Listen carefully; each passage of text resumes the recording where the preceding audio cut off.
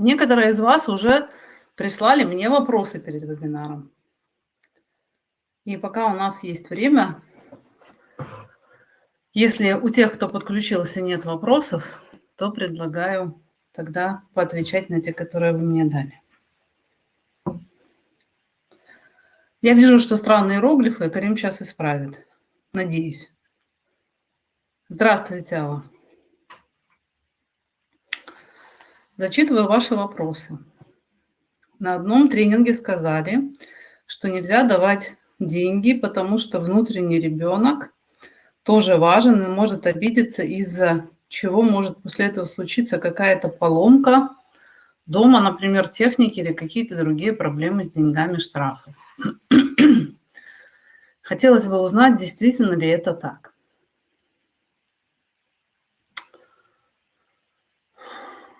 Когда вы одалживаете деньги, вы можете это делать не в связи с тем, что вам хочется помочь человеку и поделиться с ним чем-то, а потому что вы не можете отказать человеку. И тогда вы осуществляете определенное насилие над психикой.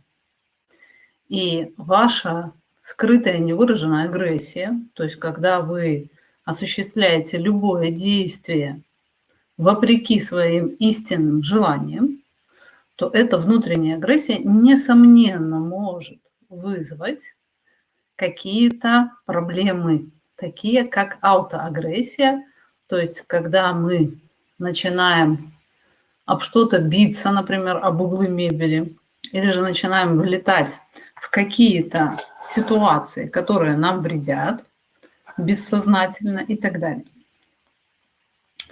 И поэтому при одолжении денег желательно посмотреть внутрь себя и честно себе признаться, на каком основании вы решили их одолжить. Следующий вопрос. Вопрос, связанный с деньгами. Мне часто приходит в голову идея реализации себя в чем-то новом, творческом. Но дальше идеи ничего не двигается. Хотелось бы уйти с нелюбимой работы, но натыкаясь на то, что муж не поддерживает ни одной из моих новых идей. Типа это несерьезно и куча аргументов. Каждый раз, натыкаясь на неподдержку любимого человека, я возвращаюсь в привычный ритм. Но тут большой вопрос, буду сокращать. Но чувствую себя при этом несчастной. Это говорит о том, что почему муж не хочет, чтобы вы пробовали что-то новое, я не знаю. Тут недостаточно мне информации в вопросе. Очень часто наши близкие люди ощущают собственную значимость из-за нашей зависимости от них. И тогда они как будто не отпускают нас из-под своего крыла для того, чтобы эту значимость не потерять. И муж может это делать абсолютно бессознательно. То есть он не специально это делает, а бессознательно. И здесь очень важно корректно, не ругаясь, без конфликтов, попробовать проговорить это. То, что муж имеет на вас такое громадное влияние, это, конечно, не очень хорошо, потому что ваше истинное «я» остается нереализованным, оно находится до сих пор в подчинении, в желании соответствия. И в этом плену она находится немного в родительско-детских отношениях. Это когда ребенок боится что-либо делать для того, чтобы не разозлить мать. Здесь неплохо было бы вам разобраться, почему такая зависимость полная, тотальная от влияния, от мнения мужа, и разобраться мужу с тем, почему он боится вашей реализации. Следующий вопрос. Читаю как есть, хотя он, конечно, интересный. Как и чем заворожить деньги, чтобы они сами просились в кошелек? Если серьезно, можно ли определенным образом мысли влиять на генерирование денег? Ну, ваш вопрос напоминает магическое мышление. То есть очень часто люди думают, что если станут они какими-то, то есть приобретут какое-то нечто внешнее, то они получат и внутреннее. Это очень опасное заблуждение, потому что в таком заблуждении человек перестает что-то делать и начинает увлекаться тем, что он делает аффирмации, мечтает, визуализирует что-то, живет в фантазиях и так далее. И на нашем вебинаре будет такой слайд, он называется «Мечтатели», о людях, которые в мечтах зарабатывают деньги, но ни к чему конкретному не приступили. Несомненно, есть категория людей, которые уже нам кажется, что она не трудится и что деньги сами к ним приходят. Но этим людям надо было пройти перед этим определенный путь.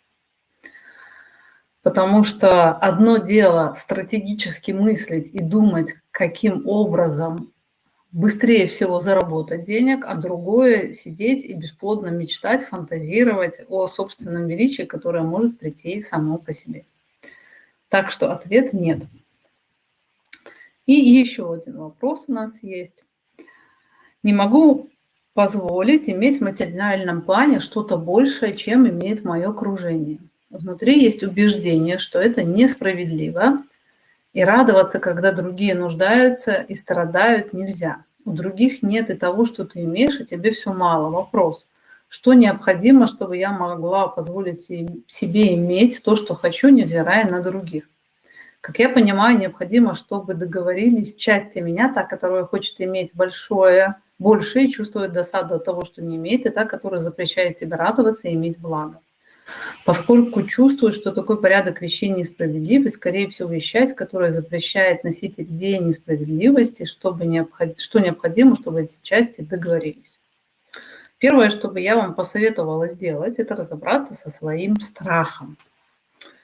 А нам очень сложно признаться себе в том, что нам страшно, и мы начинаем придумывать красивые легенды и идеи о том, почему мы это не делаем. То есть сказать «мне страшно» нам невыносимо. Мы пытаемся сделать красивую легенду, в которую мы красиво и впишемся. Быть лучше, чем другие, страшно всем людям, потому что таким образом им будут завидовать. И если человеку завидуют, то его хотят уничтожить. Например, дочери очень страшно быть красивее матери или сексуальной матери, потому что она таким образом вызовет ее агрессию.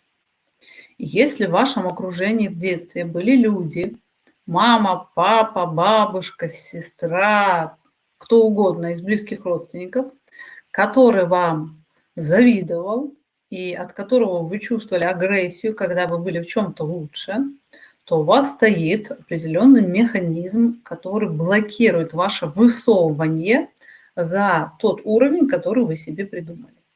И когда вы пытаетесь выскочить из этих запретов, то вас начинает атаковать ваш собственный страх, и вы из-за того, что не можете вывести в сознание этот страх, начинаете рационализировать и придумывать какие-то объяснения для себя.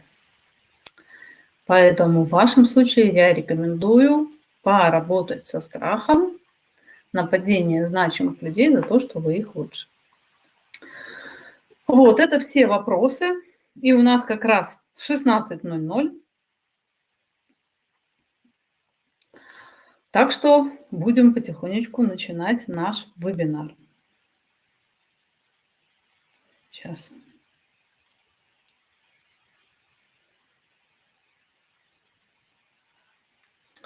Наш вебинар называется «Отношения с деньгами».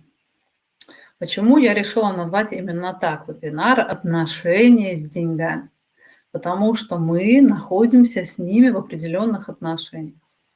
И очень часто наши отношения с деньгами – это не отношения с деньгами как с деньгами, а громадное количество внутренних бессознательных процессов, которые влияют на наше материальное положение.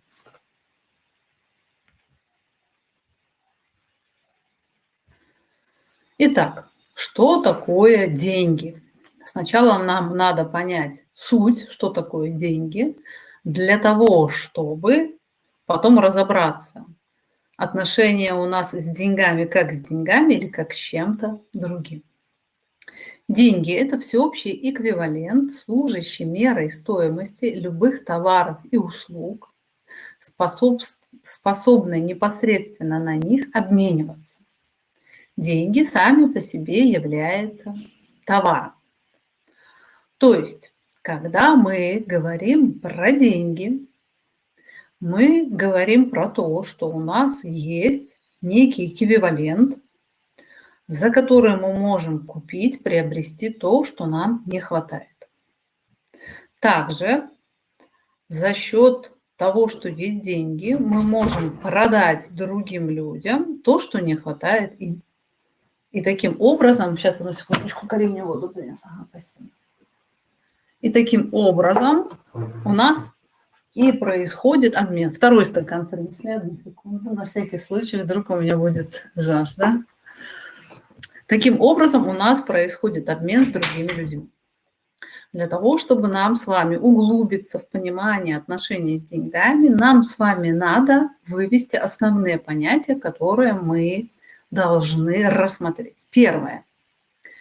Когда мы хотим что-то продать или купить, у нас должно сформироваться наше «хочу». Наше «хочу» – это наша потребность. Наша потребность отдать или наша потребность взять. То есть мы должны с вами понимать, какие наши потребности.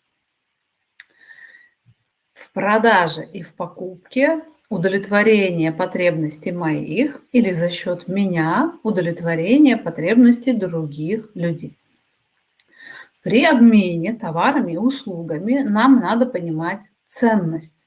То есть мы должны понимать, какую сумму мы готовы потратить за то, что нам предлагают, или же какую цену нам озвучить, когда мы продаем то, что имеется у нас, товары или услуги.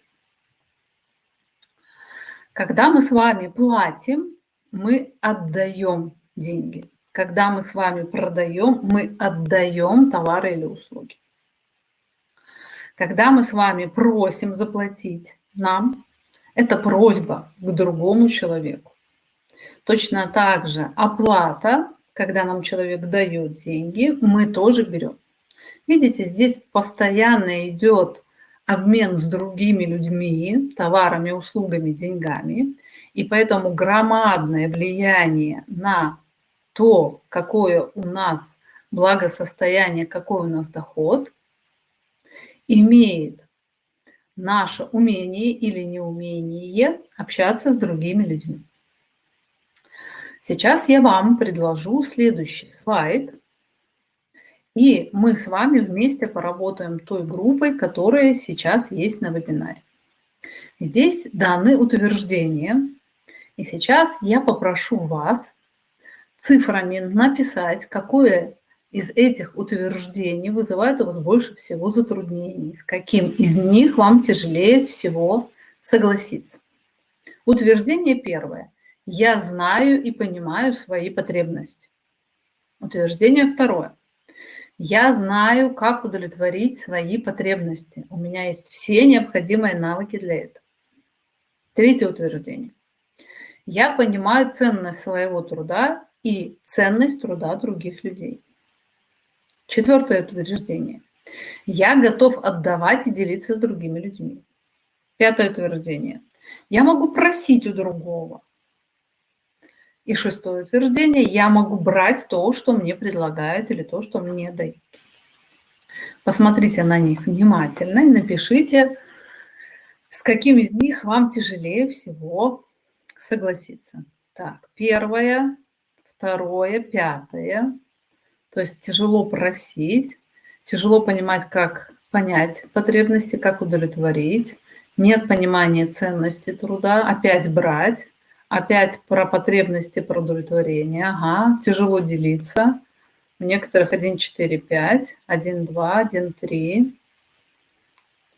Угу.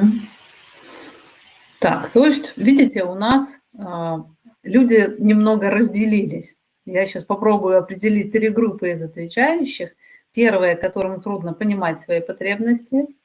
Потом есть те, которым тяжело брать, просить. Вот делиться, 4-й пункт, меньше всего у вас фигурирует в ответах. Вот можете сами проанализировать, побыть аналитиками. Видите, как бы отдавать нам проще всего, а вот брать и понимать, что хотим мы, гораздо тяжелее. Да, вот тоже идет 5, 5, 5, 5. Да, вот это интересный момент, почему нам так тяжело брать. На сегодняшнем вебинаре мы с вами исследуем все эти понятия. Получим все ответы. Итак, 5 понятий, которые мы с вами исследуем. Они идут у нас с первого слайда, когда мы начали с вами разбирать, что такое деньги, что происходит, когда мы вступаем в денежные отношения с другими людьми. Я, кстати, по первому образованию финансист и работала 10 лет. Так что тема близкая мне. Значит, первое, что мы должны понять, это наши потребности. Наши потребности, они не так просты для идентификации, как нам может показаться на первый взгляд. Потому что очень часто у человека есть противоположные потребности. Например, я одновременно хочу реализовывать себя, но и хочу лежать на диване. Или же я хочу много-много красивых платьей, и я понимаю, что весь мой заработок уходит на вещи, и мои шкафы ломятся. То есть мне такое количество одежды не надо, но я не могу остановиться. То есть потребности могут быть достаточно противоречивыми. Или же потребности могут быть ложными. Про противоречивые ложные потребности у нас будут следующие слайды, мы с вами изучим. Второе, что нам надо с вами понять, что такое ценность. У людей с определением ценности собственных услуг и товаров, как и с определением ценности всей личности, очень часто возникают проблемы. И люди колеблются между своей полной ничтожностью и между своей сверхценностью. Точно так же бывает по отношению к другим людям. Кто-то нам кажется, о, какой он прекрасный, могучий, недостижимый идеал. А других людей мы с легкостью начинаем обесценивать.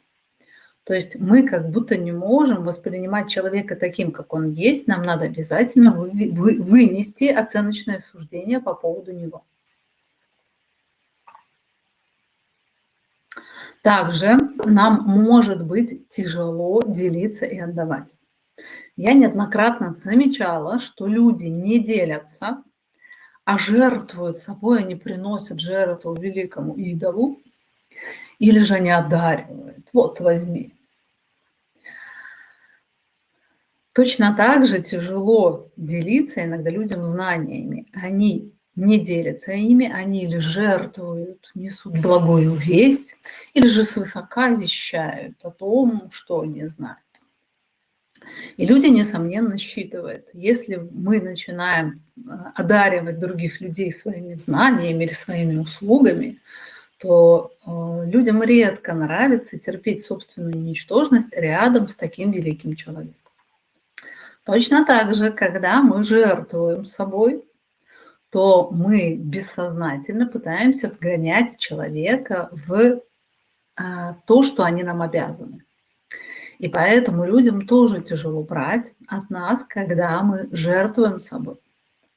Очень часто жертвование бывает таким, что мы его придумываем сами, его смысл. Другой человек об этом не просит, а мы жертвуем.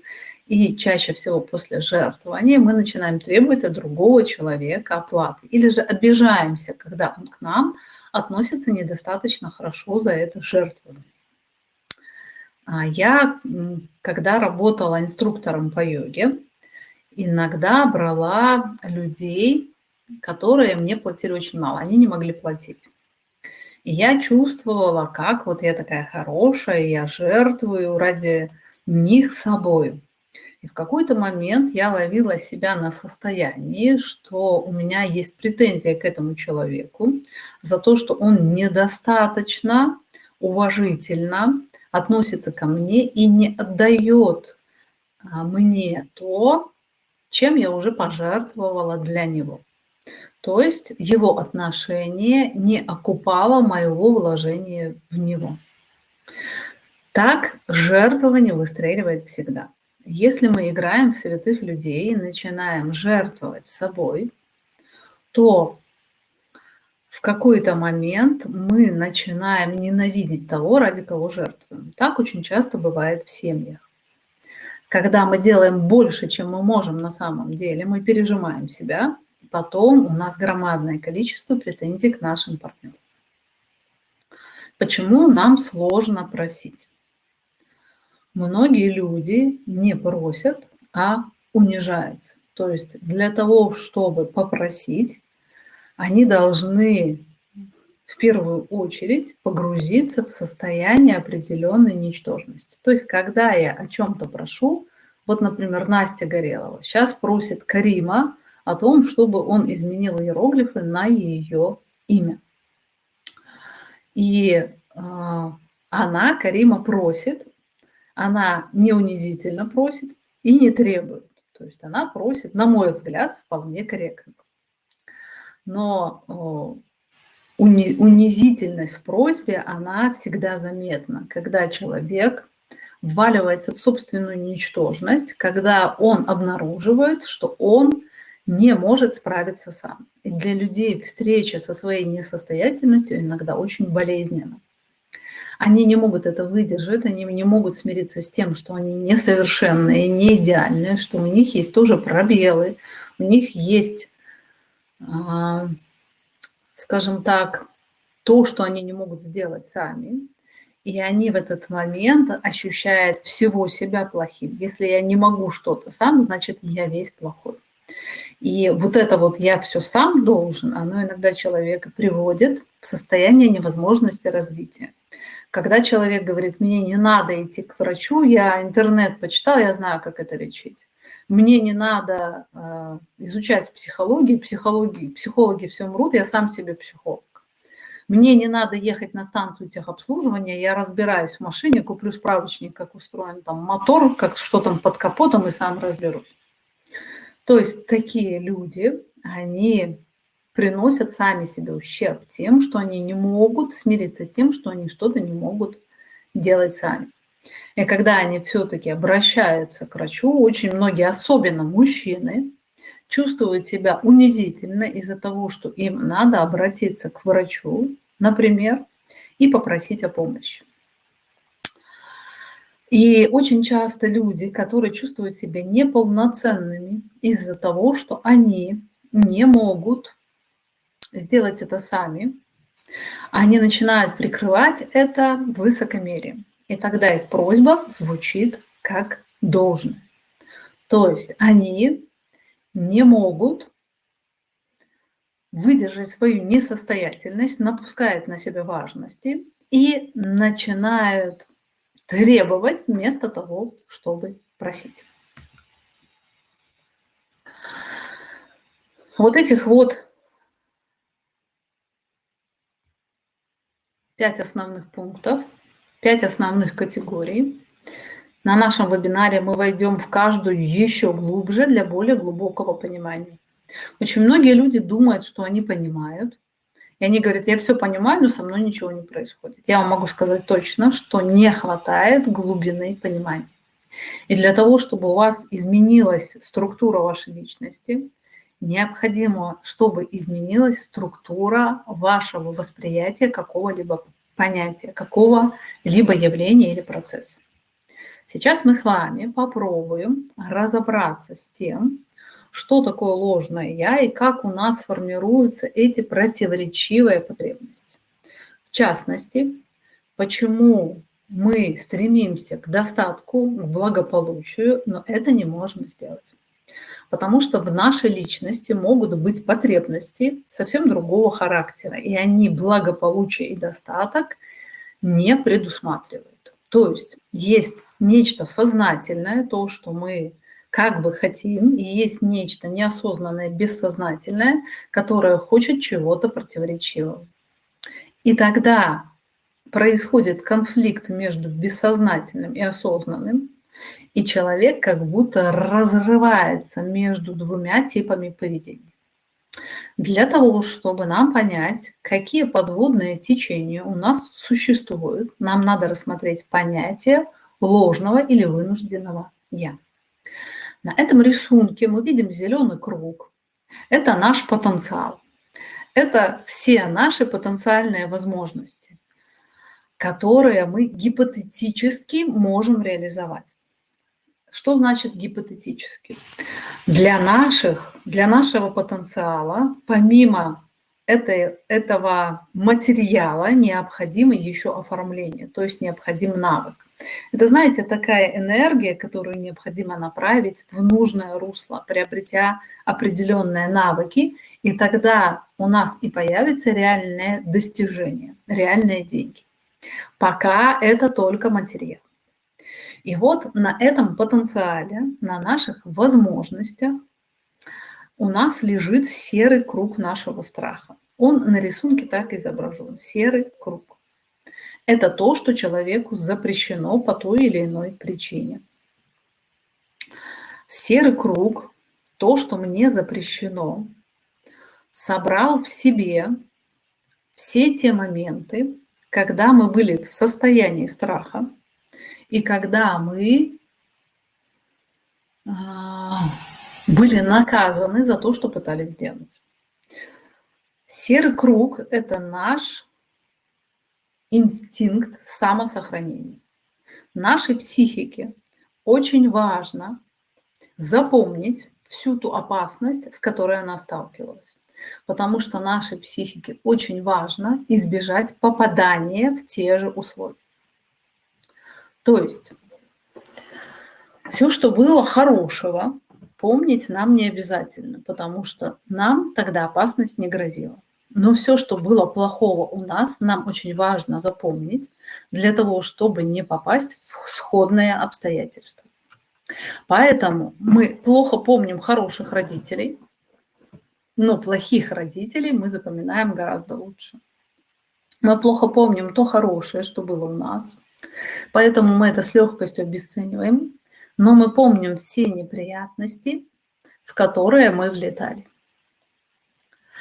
И помимо зеленого круга нашего потенциала, помимо серого круга нашего страха, есть еще желтый круг.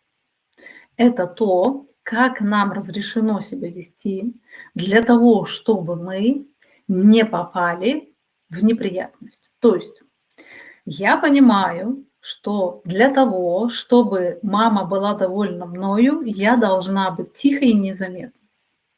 Я понимаю, что для того, чтобы мама принимала меня и давала то, что мне надо, я должна быть умной и послушной.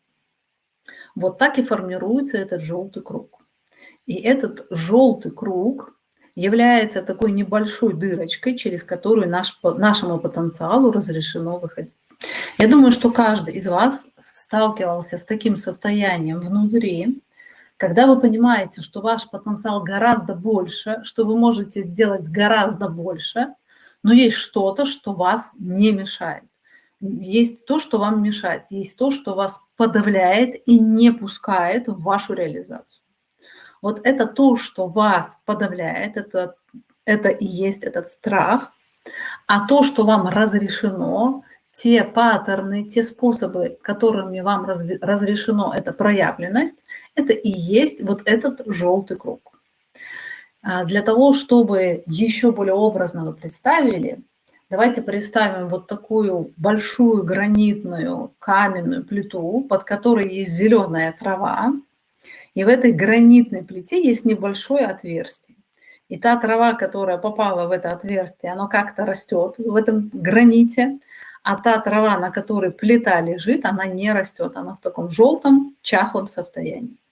То же самое и с нашей психикой. Самое сложное человеку признаться в том, что он чего-то боится. Особенно это сложно сделать, когда человек понимает, что он боится, например, самого себя или же боится своих близких. Мы страх прячем всеми возможными силами. И для того, чтобы, например, не бояться людей, хотя я их боюсь, мне надо их идеализировать, и только после этой идеализации я смогу с ними сформировать отношения. То есть очень часто бывает не любовь, а вынужденная идеализация для того, чтобы не остаться одному и с кем-то сформировать отношения.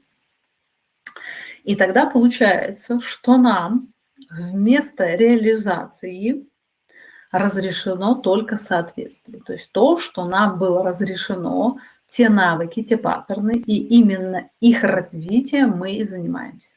Человек, когда приходит к психоаналитику, он так и говорит: как мне стать лучше, скажите, что мне делать. То есть это человек, который не пытается разобраться, что с ним происходит, а он готов опять соответствовать, но уже тому, что скажет психоаналитик. И вместо эволюции личности у нас получается замершая жизнь, в которой мы развиваем не потенциал, а наш придуманный образ, который мы бесконечно совершенствуем. То есть мы хотим все время быть лучше, лучше и лучше.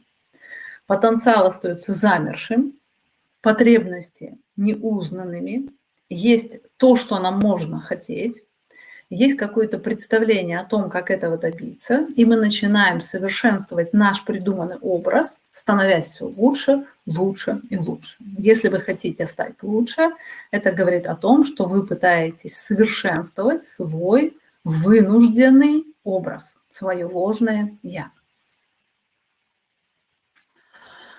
Ложное «я», оно опасно еще тем, что оно формирует ложные потребности. То есть мы с вами говорим о том, что есть истинные потребности и есть ложные потребности.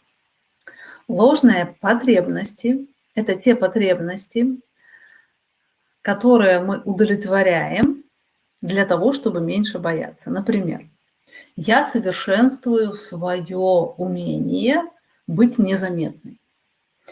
Вот на этом слайде в углу ответы от подписчиков YouTube-канала. В одном из роликов я просила вас прислать в 2 словах характеристику своего образа, и вот вы мне прислали ответы. Я их вынесла в этот слайд.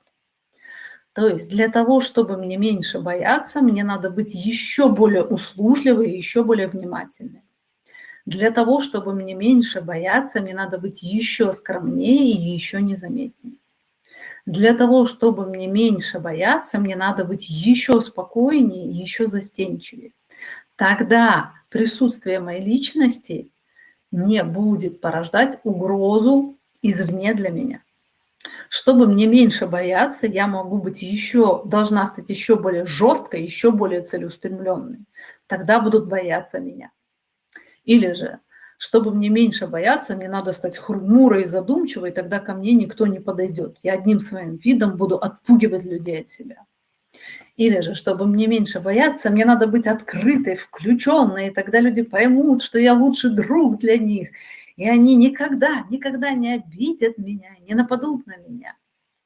Или же, чтобы меньше бояться, мне надо быть доброй, всепрощающей. И люди скажут: боже, как эту святую женщину можно обидеть? С ней надо обращаться очень нежно.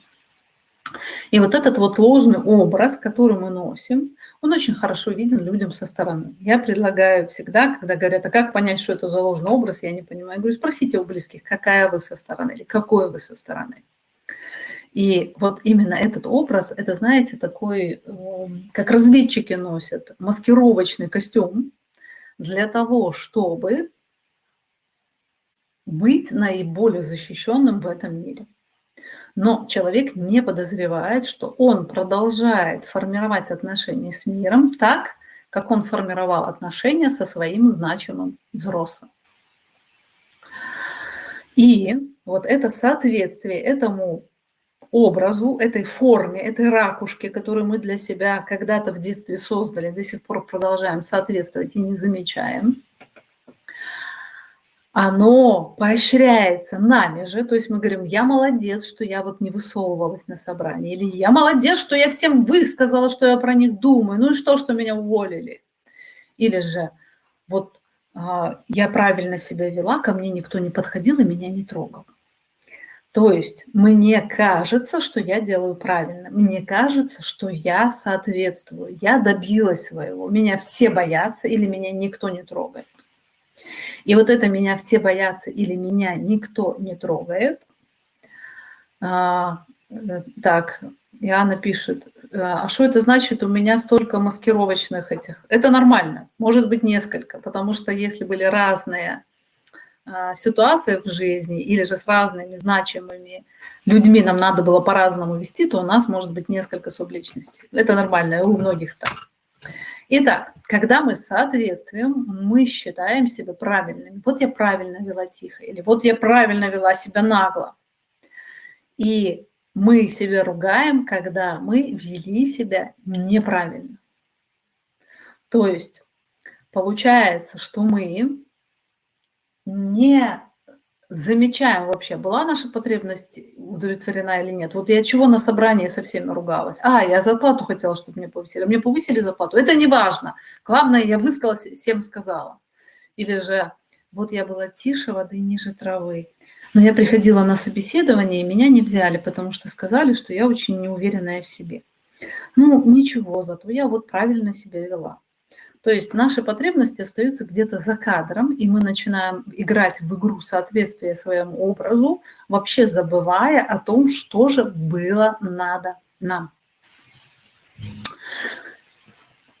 Интересный вопрос, как такое может быть? То есть мы соответствуем какому-то образу, мы не получаем никакого удовлетворения своих потребностей, но продолжаем тупо ему соответствовать.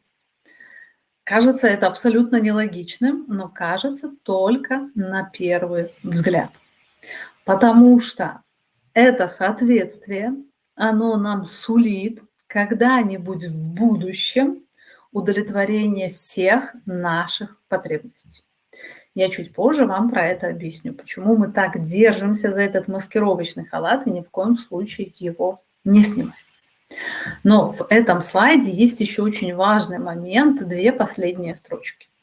Когда мы не соответствуем выбранному образу, у нас возникает чувство вины и стыда за то, что я, например, тихая и скромная, и тут я высказала и сделала то, что я обычно не делаю. Я начинаю винить, зачем я выскочила, не надо было мне это говорить, что про меня люди теперь скажут. То есть это чувство вины и стыда за то, что я не соответствовала своему образу. Это ложное чувство вины и стыда. То есть наши эмоции, как и наши потребности, могут быть истинными и ложными. Если я испытываю чувство вины и стыда за то, что я не соответствовала образу, это образ ложный, значит и чувство вины и стыда ложное. Но если я обидела другого человека, и я чувствую чувство вины и стыда, потому что я причинила боль другому человеку, это уже совсем иные эмоции. Я сожалею, как человек, о том, что я причинила тебе боль. То есть наши потребности, как и наши эмоции, могут быть истинными и ложными. Сейчас мы с вами пойдем глубже. Это все, сейчас вы поймете, как это касается денег. Это непосредственно касается денег. То есть у нас есть некий образ, которому мы соответствуем. Этот чертов образ не дает нам возможность зарабатывать нормально, реализовываться, получать отношения, такие, как мы хотим, но мы все равно держимся за этот образ. Уже много раз мы убеждались в том, что мы не получаем с помощью него желаемое, но мы продолжаем или конфликтовать, или же быть незаметными. И этот образ сулит нам достижение ТБС. Я часто использую эту аббревиатуру, точку безусловного счастья. ТБС – это наше отложенное счастье, которое мы ждем. На этом слайде у нас есть вот такой вот парень с луком и стрелой, и под этим парнем написано: я писала от девочки, потому что я девочка, но парня для иллюстрации выбрала, потому что его выражение лица очень точно передает внутреннего ребенка. То есть, когда мы соответствуем этому придуманному образу, мы ждем, что кто-нибудь придет и скажет: кто у нас самая лучшая в мире девочка, кто у нас самая умная, самая замечательная. Вот тебе подарок, ты его заслужила. Теперь у тебя будет все, что ты хочешь. То есть в соответствии этому образу мы когда-то себе в детстве придумали, должно принести нам признание, что вот все-таки Оля самая была лучшая девочка, самая хорошая. Вот теперь ее Боженька наградит. Или же вот теперь она получит принца за все свои страдания. Или же вот теперь у нее будет высокооплачиваемая работа, потому что ей было так больно все эти годы. То есть фактически мы ждем фею или фея, которые за все наши муки, за все наши конфликты, которые мы выдержали, или за все слова, которые мы не сказали и молчали, и терпели, одарит нас счастьем и всем, что мы только пожелаем. Вот это вот точка ТБС.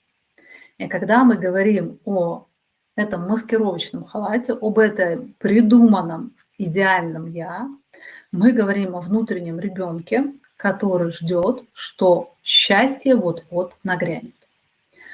Внутренний ребенок, он может бесконечно терпеть, мечтать и волноваться. Это 3 его самых главных ипостаси. Терпеть, мечтать и волноваться. И когда я говорю терпеть, я говорю не только про тихих людей. Люди, которые конфликтуют, доказывают, сражаются, со всеми переругались, они тоже терпят. Они терпят, что люди наконец-то их поймут и оценят, какие они прекрасны. И они тоже мечтают, что наконец-то признают их гениальность. И таким людям свойственно не делать что-то конкретное, а переживать какие-то эмоциональные бури. То есть человек из делания перемещается в пространство переживания или внутреннего переживания, или фонтанирования эмоциями, или же подавление этих эмоций, ухождение в депрессию. То есть вместо конкретных действий происходит громадное количество каких-то эмоциональных ураганов, в которые человек закручен.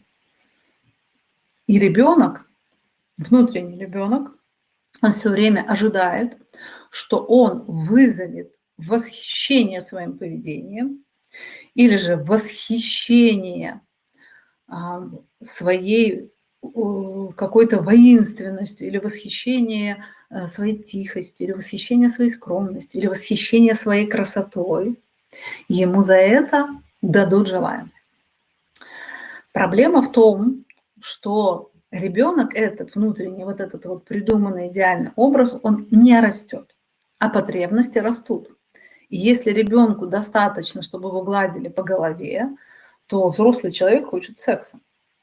Если ребенку достаточно, чтобы у него были деньги на чупа-чупсы, платья и новые игрушки, то взрослому нужна квартира, машина, не знаю, шуба, в конце концов. И поэтому ребенок и взрослый имеют как будто абсолютно разные противоречивые потребности. Ребенку хочется все потратить, он не умеет собирать деньги. Если у него деньги есть, ему надо все потратить. У меня много денег, я буду сейчас много денег тратить. Взрослый человек может откладывать, планировать и стратегически мыслить. Ребенок мыслит, как аквариумная рыбка. Он заснул, жизнь закончилась, он проснулся, у него новая жизнь.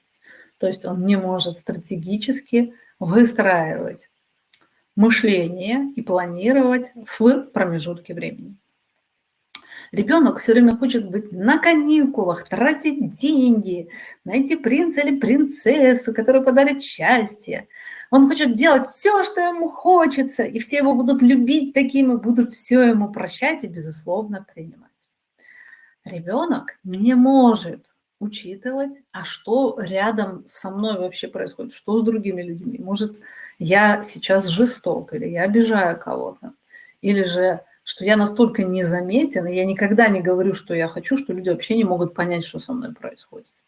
То есть ребенок, он все время живет в каком-то пузыре, фантастическом мире, где мир по его законам. И этот мир, этот пузырь, он абсолютно не сообщается с внешним реальным миром. Человек как будто все время на другой волне. он не понимает, а как этот реальный мир, по каким законам он живет. У него есть свои законы, а реальный мир какой-то другой, какой-то непонятный, неизвестный, и поэтому очень опасный. Потому что вот так должно быть, вот так правильно, а в мире по-другому. И поэтому ребенок, он все время находится в состоянии, знаете, такой боевой готовности при общении с миром. Он не расслаблен. Он не может синхронизироваться с миром. Он все время как не попадает ни с работой, ни с деньгами, ни с отношениями. Он все время вроде бы ведет себя правильно, знаете, как если ты такой умный, то почему ты такой бедный? То есть батюшка, правильно я живу? Есть такой анекдот, я очень люблю. Батюшка отвечает, правильно, но зря. Итак, с этой персоной мы разобрались, и персона внутреннего ребенка нам очень важна, его понимание для того, чтобы мы два этих течения разделяли. Течение взрослый человек и течение внутренний ребенок. Потому что внутренний ребенок, он живет совсем по другим законам. Сейчас мы с вами рассмотрим 3 главных типа проявления внутреннего ребенка. И если вы поймете, когда вы проявляетесь как внутренний ребенок, то вы сможете выйти из этого паттерна поведения. То есть все знания, которые я даю, должны уложиться у вас в вашем уме, и от одного прослушивания они не уложатся никак. Обязательно нужно потом пересмотреть вебинар и законспектировать. Законспектировать свои мысли. Даже не обязательно то, что я говорю, а то, что вы слушаете, вам приходят какие-то инсайты. Вот я пока веду вебинар, кто-то из вас пишет, да, это про меня, похоже, и так далее. Кто-то пишет, это про меня. Вот попробуйте вывести в сознание, что именно про вас я сегодня говорила. Ну, не про вас, а похожее на вас. И попробуйте это записать. Когда вы из бессознательного выведете в сознание, то есть вы поймете, что я сейчас себя веду как ребенок, то попробуйте найти паттерн поведения не такой, другой. Повести себя по-другому. Для того, чтобы повести себя по-другому, надо очень тщательно изучить, когда вы себя ведете как ребенок. Когда вы ведете себя из ложного я, из этого соответствия. И поэтому, чтобы вы углубленно поняли это ложное я, это соответствие, которое мешает вам зарабатывать, реализовываться, вы должны полностью только на подходе этого ребенка понимать, что сейчас это он. Или же когда вы в мыслях вваливаетесь в этот режим. Или же когда вы осуществляете действия из внутреннего ребенка. Вы должны научиться это узнавать и находить альтернативу. Итак, 3 лика внутреннего ребенка. 3 причины, которые препятствуют не только вашей реализации, но и вашему достатку, то есть зарабатыванию денег. А внутренний ребенок считает, что он всегда прав. И если вы натыкаетесь на область «я на 100% права» и даже не сомневаюсь в этом, вы уткнулись в стену вот этого шара, придуманного ложного «я», в котором вы живете. Потому что если это не ложное «я», то человек всегда способен сомневаться в собственной правоте.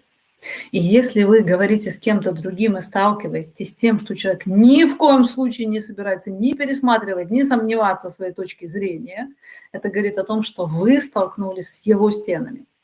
Это больное место, потому что если человек начнет сомневаться в этой скорлупе, в которую он выстроит, ему придется переосознать всю жизнь.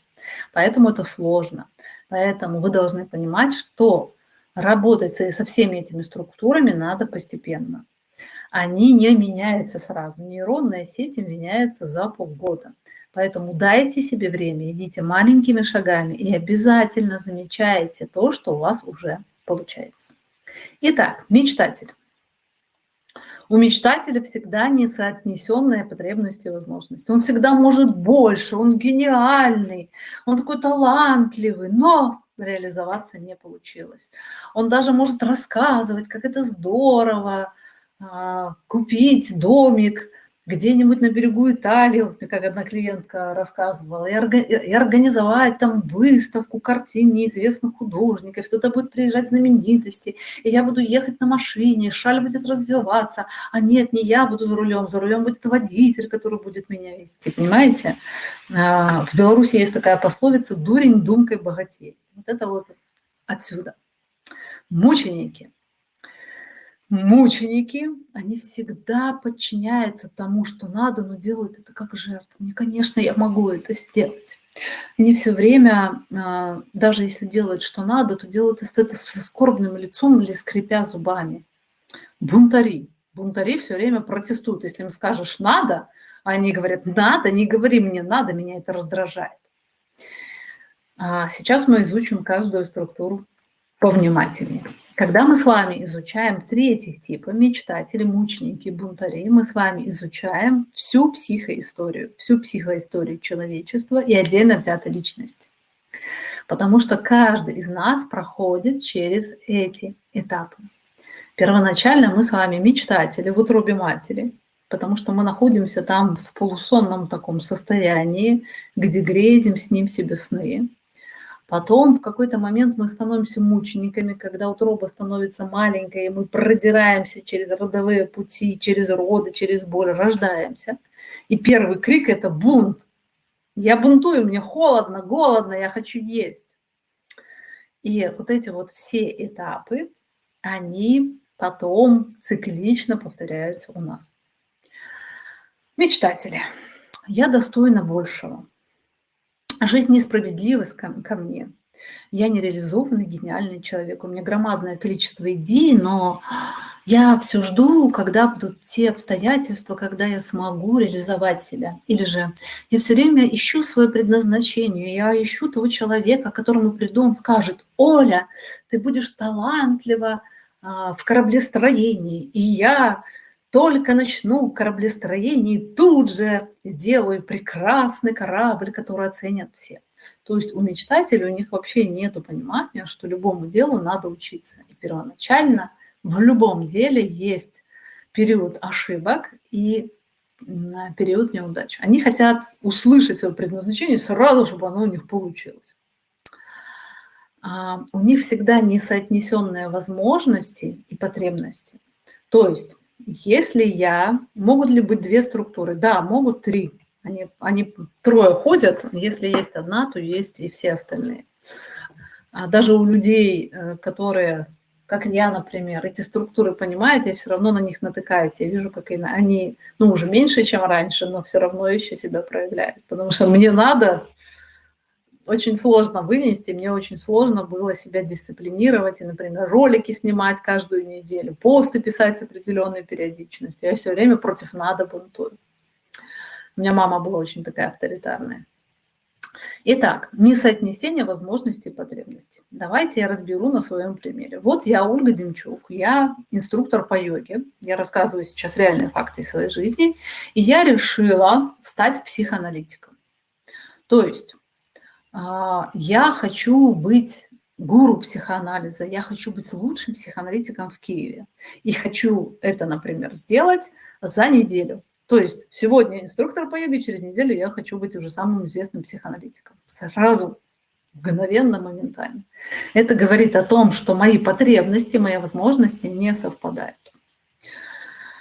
То есть человек, который решил заняться каким-то делом, он должен точно понимать, какие у него есть навыки в этом деле. И если его навыки меньше, чем та ступень, не тот этаж, где он хочет находиться, это значит говорит, что ему надо наработать необходимые навыки, он будет здесь. А человек страдает, что он сейчас не на том верхнем этаже, который он хочет. Он не соотносит свои возможности с тем, что он хочет. Например, человек хочет открыть небольшое производство, например, производить, не знаю, что-то, майки выпускать с красивыми надписями. И он хочет, чтобы майки с красивыми надписями через месяц у него уже покупал весь Киев. То есть это не соотнесение возможностей и потребностей. Если я хочу хорошо петь, то я хочу хорошо петь через месяц. Если меньше, все, я расстраиваюсь и падаю в ничтожность. И те люди, которые выстраивают свои потребности больше, чем их возможности, всегда падают в ничтожность. А их «хочу» такое высокое, что они, забираясь на него в мечтах, тут же падают в ничтожность, потому что они не соотносятся с реальностью.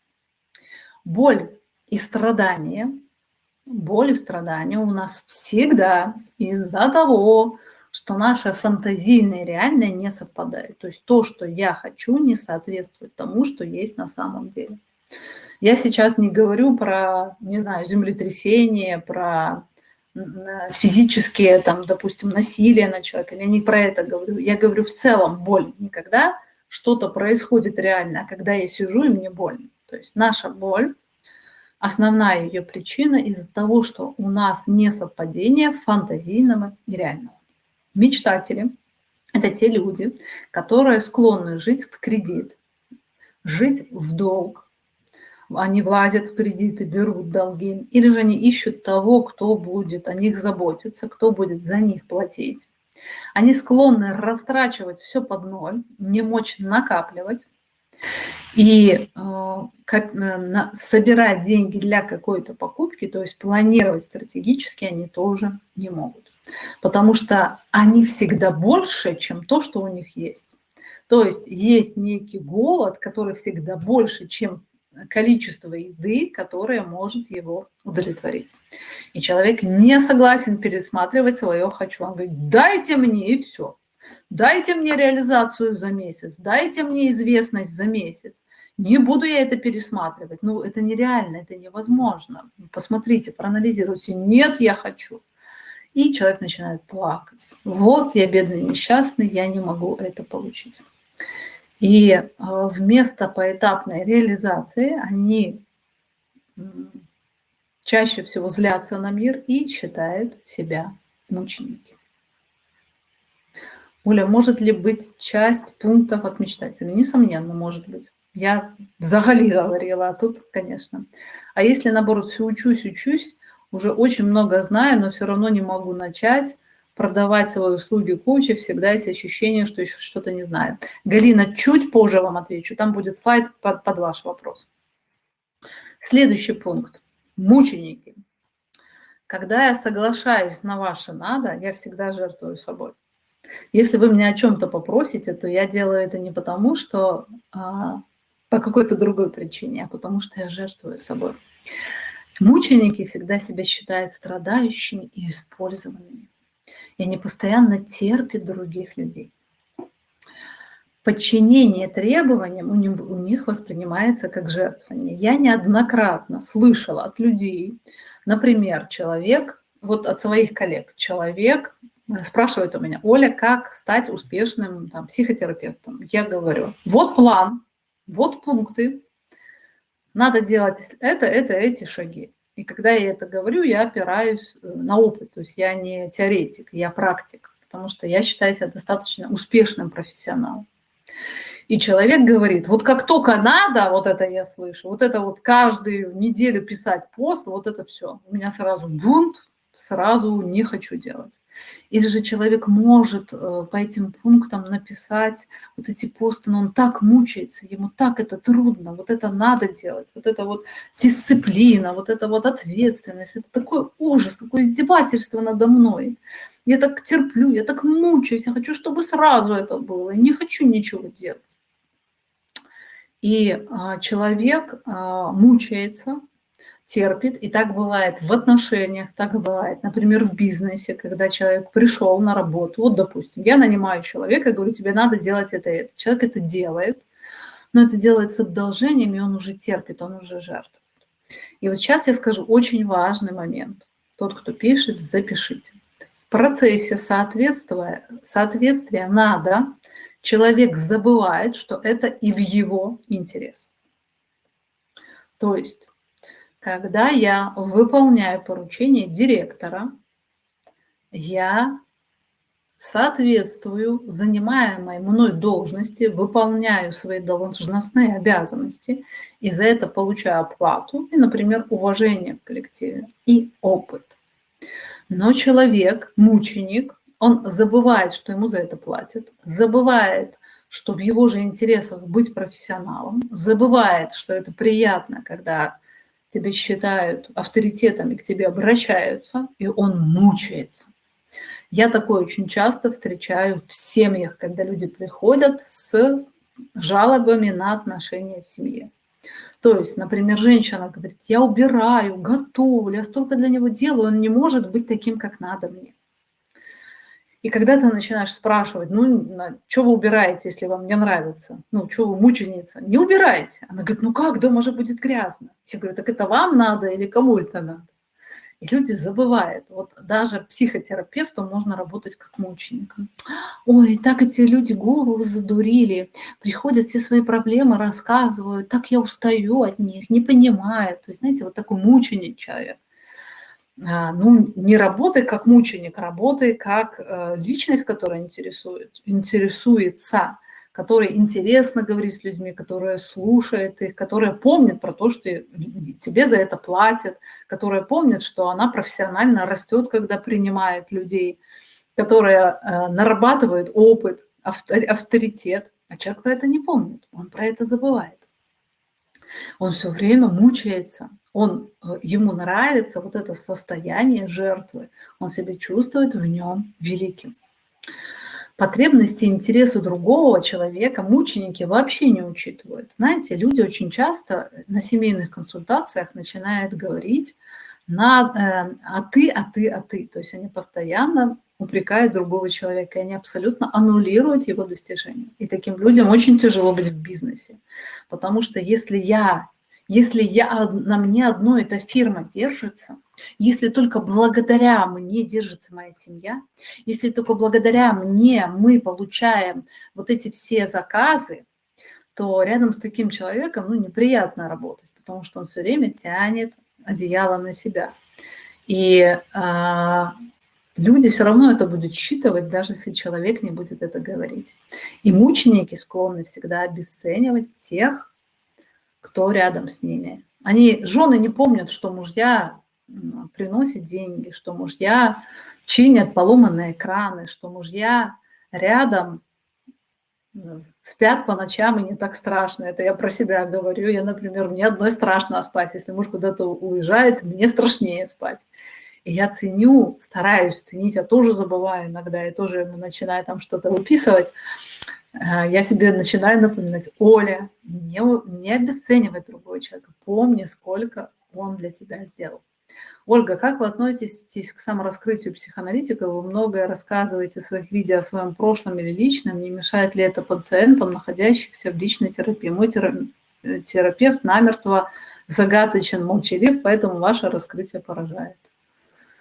Я не знаю, что вам сказать, я вашего терапевта не знаю, но я считаю, что это будет нечестно, это я про себя говорю, что это будет нечестно изображать себя идеальную и проработанную, терпеть не могу это слово, потому что я работаю давно со своими травмами, в йоге 20 лет, в психоанализе уже больше 5 лет, и я понимаю, что с некоторыми травмами надо научиться жить. То есть постепенно происходит их уменьшение, но, знаете, нельзя сделать монтаж и вырезать из моего прошлого какие-то события. Они все равно есть, но они не вызывают у меня уже такого взрыва.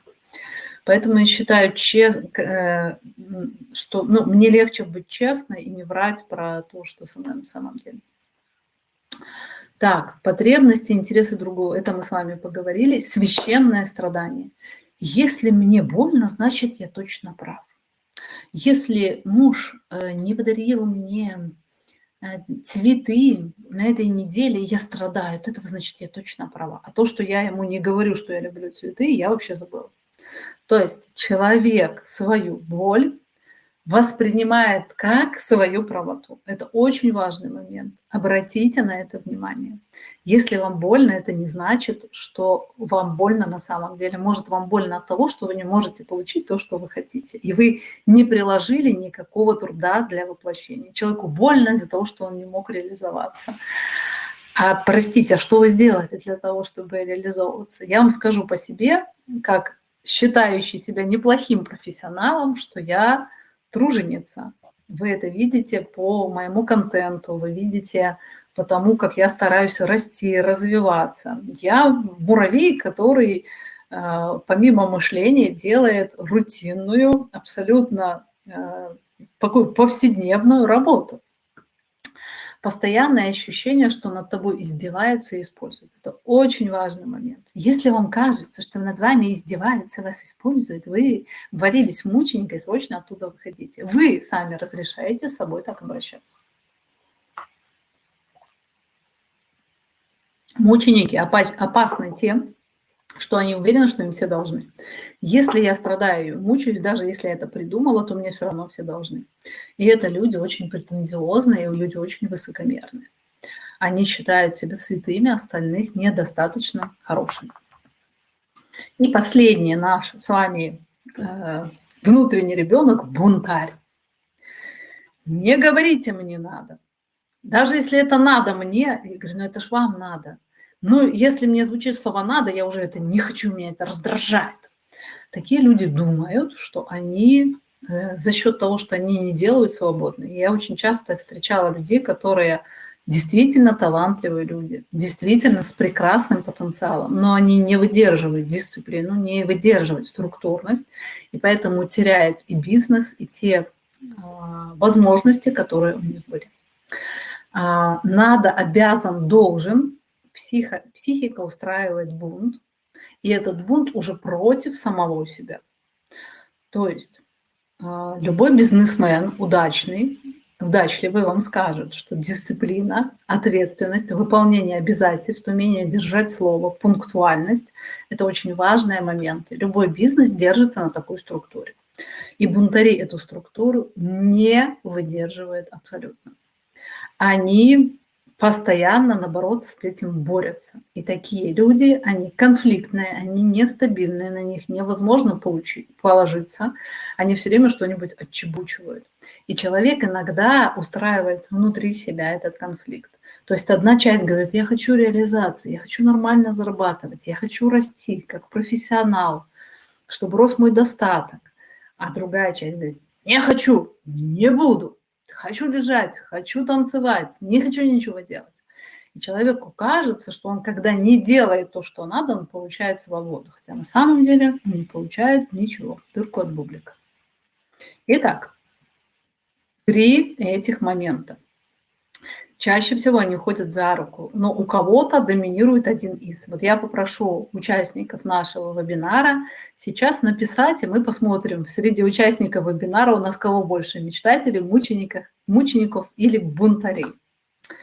Вот у меня были периоды, когда я была мечтателем и мучеником. Вот мечтателем, мучеником я была, тоже можете в паре составить слова. Я была мечтателем и мучеником до 33 лет. Бунтовала я тоже изредка, но больше мечтателем и мучеником. А потом в 33 года, в 33-34 у меня произошел кризис. Я поняла, что я ничего не добьюсь, что моя жизнь уходит, и тогда я стала пахарем вместо мечтателя, мученика и бунтаря. Так, мечтатель-мученик, мечтатель-бунтарь, мечтатель, мученик, больше мечтатель, бунтарь, все трое, ММБ, аббревиатура, прекрасно. Бунтарь, мученик, мечтатель, мученик. Угу. Трудно выносить, когда говорят о достижении, да. Хочется сразу замочить и обесценить, это правда. Поэтому люди боятся высовываться. Я ж не говорю о достижениях, я говорю о том, что я пахарь. Бунтарь, все трое, мученик, бунтарь. Вот, видите? Вот мы уже начали работу над собой, мы уже продиагностировали себя. Когда мы с вами говорим о мечтателе, мученике, бунтаре, мы с вами говорим о эволюции психики. Я вам про это уже рассказала. Итак, мечтатели начали как мученики, через некоторое время стали бунтарями, потом вновь мучениками вернулись в исходную позицию мечтателей. Да, мы проходим эти стадии. Поверьте, я сама грешу этим, потому что когда я в каком-то состоянии стресса, я тоже могу побунтовать, и завалиться, и помечтать. и там посетовать на что-то. Но вот мечтателя у меня меньше всего, наверное, сейчас. И мученика. Вот у меня бунтарь, наверное, еще недопиленный. А мечтатель и мученик я уже как-то более-менее справилась, потому что я нашла тот формат реализации, который несет в себе какой-то большой смысл для меня. Ну вот я развиваюсь, поэтому как-то пролоняла. Так, а у богатых своя градация. Ну, надо еще разобраться, кого богатым называете. Хорошо, пойдем дальше. Сейчас мы пойдем конкретно в проблемы продаж, скажем так.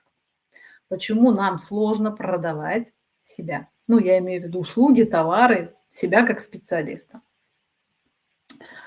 Для того, чтобы понять про продажи, про продажу себя как специалиста или про продажу своих товаров или услуг, мы должны это отделить от себя. То есть Ольга Демчук, а этот стакан – это психотерапевтические или психоаналитические услуги, которые она предлагает. Есть я как личность, а есть продукт. Есть я как личность, а есть моя профессиональная сторона. И когда у меня нет понимания, где я, а где мои профессиональные услуги, то я тогда отдаю всю себя. Всю себя. Вся. Вот я. Берите, это подарок вам, вся я. И если бы я вам дарила всю себя, я бы вот так читала вебинар. Прикоснитесь к этим знаниям, которые долгие годы собирала для вас люди. Это я вам всю себя бы отдала. Да? Или же, например, если бы я не понимала свою ценность, и мне казалось, что я ничего не могу сказать. Вот я обладала всеми бы теми знаниями, сколько Ольга Демчук, и я бы говорила, ну, я не знаю, вот я тут подумала, что проблема продаж, наверное, из-за того, что, не знаю даже, как сказать, я бы вот так с вами разговаривала. То есть, когда мы что-то продаем, себя как профессионала, то когда у нас величие, мы вот, как я первый показала, а когда ничтожность, вот мы мямлим вот так. Я не могу ничего дать или я отдаю всего себя.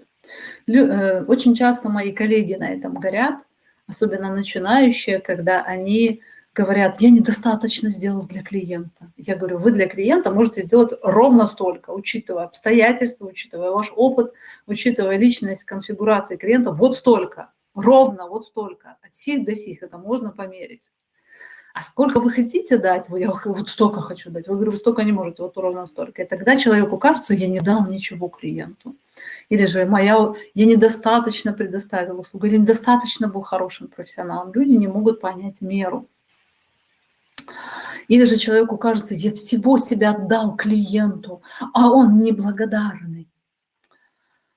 Следующее, когда человек не понимает вот то количество, не понимает, кто он, какой он, и он не может понять, сколько он готов отдать и сколько он может отдать. То есть я понимаю, что я могу приготовить сковородку оладий без ущерба для себя, мне в удовольствие. Или же я могу принять 5 клиентов в день без жертвования, без ущерба для себя. Если я принимаю 10 клиентов, это уже на износ, это уже садизм по отношению к себе, и я собой жертвую. Если я пеку 10, пусть не 10, нет, 3 сковородки оладий, это уже больше, чем мои возможности. И когда человек понимает, сколько он может делать, сколько он может работать, то у него тогда нету проблем слишком много или слишком мало. Человек, который не может отделить свои услуги, свою профессию от себя. То есть Ольга Демчук – это весь… Вебинар и Ольга Демчук тождественны. То есть вебинар и есть Ольга Демчук и есть вебинар. И если я не буду отделять этот продукт от себя, отдельно от себя, понимать, что это только часть меня, то если люди не приходят на мой вебинар, они отвергают всю меня. Всю меня. Если клиент от меня уходит, я отвержена вся. И поэтому людям тяжело продавать себя как специалиста, тяжело продавать товары, услуги, потому что в случае, если это не нравится, происходит ощущение отвержения, человек падает в травму отверженного. Сейчас проблемы покупок разберем. Люди очень часто покупки путают с громадным количеством всего. Знаете, там такая гремучая смесь, а человек говорит: нет, я покупаю, вот у меня проблема что-то выбрать, проблема купить. Человек очень часто платит не за товары и услуги, а за принятие его. То есть человек пришел ко мне ему надо предоставить психоаналитические услуги. Или же человек пришел ко мне, и мне надо предоставить ему услуги аудита. Или же человек пришел ко мне, и мне надо предоставить ему услуги экономиста. И я, когда эти услуги предоставляю, то я не хочу дополнительно еще понравиться как человек, кокетничать, заигрывать и так далее. Или же, когда я покупаю чьи-то услуги психоаналитика, то я не хочу ему еще дополнительно понравиться, кроме тех денег, которые я плачу. Я не должна его обаять, и не должен он считать меня самым своим любимым, ненаглядным, самым лучшим в мире пациентом. Понимаете? Люди очень часто путают отношения деловые, там, где происходит товаро-денежный обмен, от понравиться всей себя.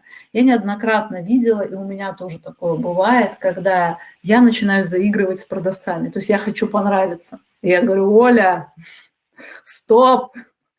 Для того, чтобы тебе это купить, тебе не обязательно понравится. И вот мы в момент покупки-продажи не отделяем вот это понравиться и обменяться товарами и услугами. У очень многих людей есть вот это желание быть, безусловно, принятым. Я это часто вижу у клиентов, которые забывают мне платить хронически за услуги. То есть мы с ними договорились, и потом они забывают мне платить. Есть такая фишечка очень интересная.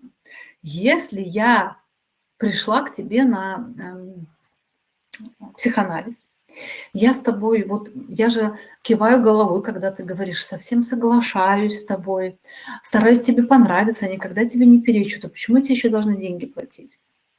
То есть человек уже рассчитался тем, что он прогибался под тебя. Мне, как психоаналитику, чтобы под меня прогибался клиент, абсолютно не надо.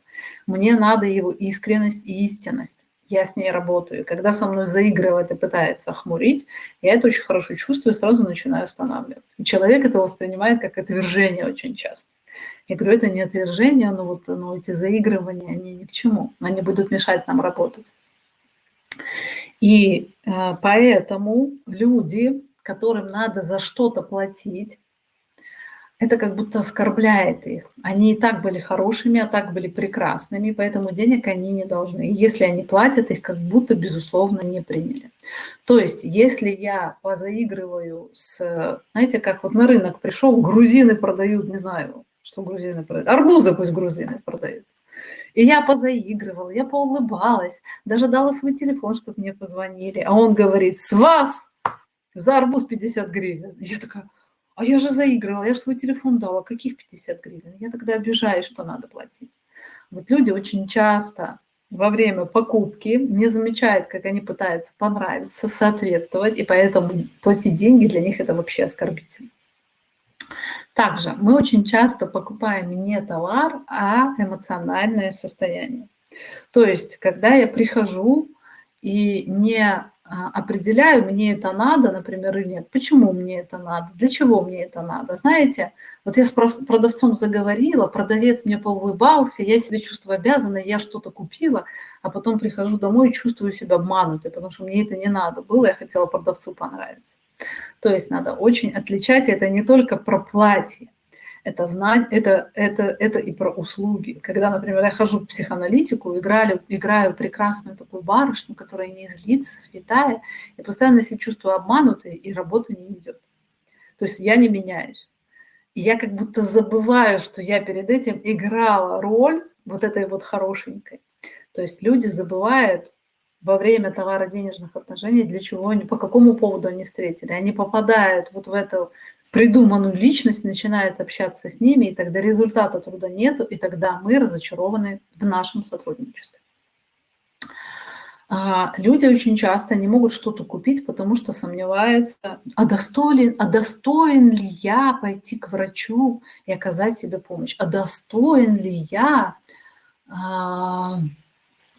нанять аудитора для того, чтобы он проверил мою деятельность. Я это должен делать сам. Люди не опираются на факты. То есть я это не умею, мне нужна помощь. У меня это не получается, мне нужен тот, кто меня научит. У меня нету сапог, я их купила, потому что у меня мерзнут ноги. Достойна ли я, чтобы у меня были новые сапоги? То есть люди мыслят не фактами, не своими потребностями, а начинают уходить в область вот этого фантазийного придуманного мира. И тогда мыслят про достоин и недостоин. Так, Галина, а что это значит, когда я хочу принятия? С чем тогда работать? В психике что не так? Это я спасатель, получается. Нет, тут вы намешали в вопросе много всего. Если вы хотите принятия, это говорит о том, что ваше ложное «я», оно выстроено, то есть его основная цель – быть принятым. Вам надо это научиться замечать и отделять от вашей истинной личности. Ловить себя за руку. Знаете, в носу хочу поковыряться. Что люди подумают? Так, стоп, не надо ковыряться, сейчас в туалет зайду, там поковыряюсь. Вот точно так же, надо перестать как будто ковыряться в носу.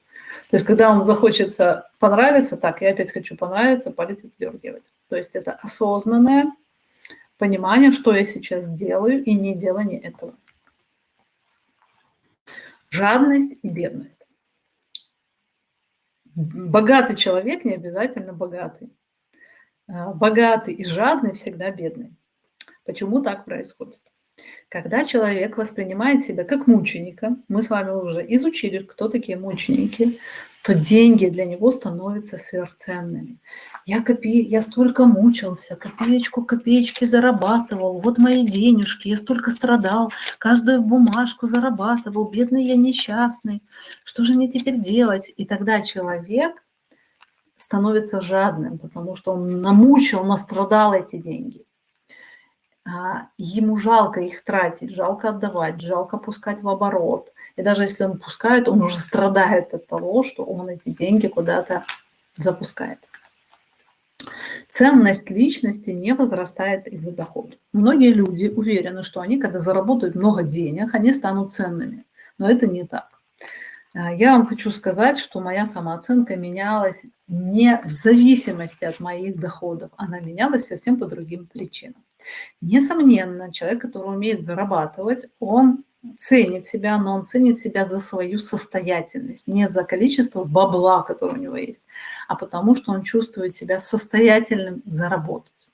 Это совсем другая ценность. И если человек уверен, что он деньгами нарабатывает себе ценность, то количество денег не приносит эту ценность, и он делает вывод: надо еще больше денег, этих мало, еще больше денег. И тогда человек, знаете, это такая псевдопотребность получается. Следующий момент. Когда психике запрещено развитие, то даже то, что она накапливает, становится неживым, нет насыщения, нет удовольствия. Это состояние вечного мало. То есть мы должны понимать, что когда мы с помощью денег пытаемся удовлетворить какую-то другую потребность, то наша ненасыщенность деньгами будет все время. Приведу пример. Например, если я хочу общения с другими людьми, мне его не хватает, но у меня есть противоречивая установка о том, что люди опасны, то я буду чувствовать пустоту на месте этой потребности. Она неудовлетворенная. Потребность в общении с людьми, потребность в отношениях. И я понимаю, что я чего-то хочу. Моя психика пытается компенсировать хоть как-то эту потребность, и я думаю: дай-ка я поем. И человек с помощью еды, то есть кушать мне точно можно, не опасно, С людьми опасно общаться, потому что они могут обидеть, причинить мне боль, сделать не так, как мне надо. А кушать мне можно. Психика разрешает. Помните этот круг страха, который завалил потенциал и запретил очень многое, разрешает только то, что вот в этом вот окошечке. И этот круг страха запрещает мне общаться с людьми, пытаться понять, какие люди, потому что я буду чувствовать свою неполноценность, а неполноценность я попадать не хочу. Поэтому, а вот есть тебе можно, вот пойду я поем вместо общения. И люди вместо общения, развития, вместо глубокого развития начинают есть. То есть еда начинает замещать громадное количество потребностей. Происходит подмена. Человек ест, потому что он хочет общения, не получает ощущения удовлетворенности и думает, надо мне съесть еще. Вот состояние удовлетворенности тогда появится. И именно из-за этого голод не насыщается, хоть человек и ест, и человек перестает есть только потому, что уже живот переполнен. Но пустота остается. Вот эти вот все ложные потребности, неузнанные, они ненасыщаемы. Это громадный рот, это пропасть, в которую сколько ни кидай, лучше не будет. Вот кто-то из вас писал о том, что учится, а реализовать себя не может. Вот это громадное представление о том, что надо еще больше знаний, еще больше знаний, еще больше знаний. То есть человек пытается, скорее всего, который задавал мне вопрос, девушка, она пытается обрести уверенность в себе, и она почему-то решила, что если она приобретет много знаний, то уверенность появится, и она сможет себя реализовать. Это не имеет ничего общего. Количество знаний и реализация – это из двух разных плоскостей. Уверенность в себе, реализация начинается с конкретных действий, а не с количества знаний. Знаете, как можно бесконечно читать книги, как вырезать аппендицит, но если ты не поприсутствуешь на операции, если ты не начнешь вырезать его сам, ты его никогда не научишься вырезать.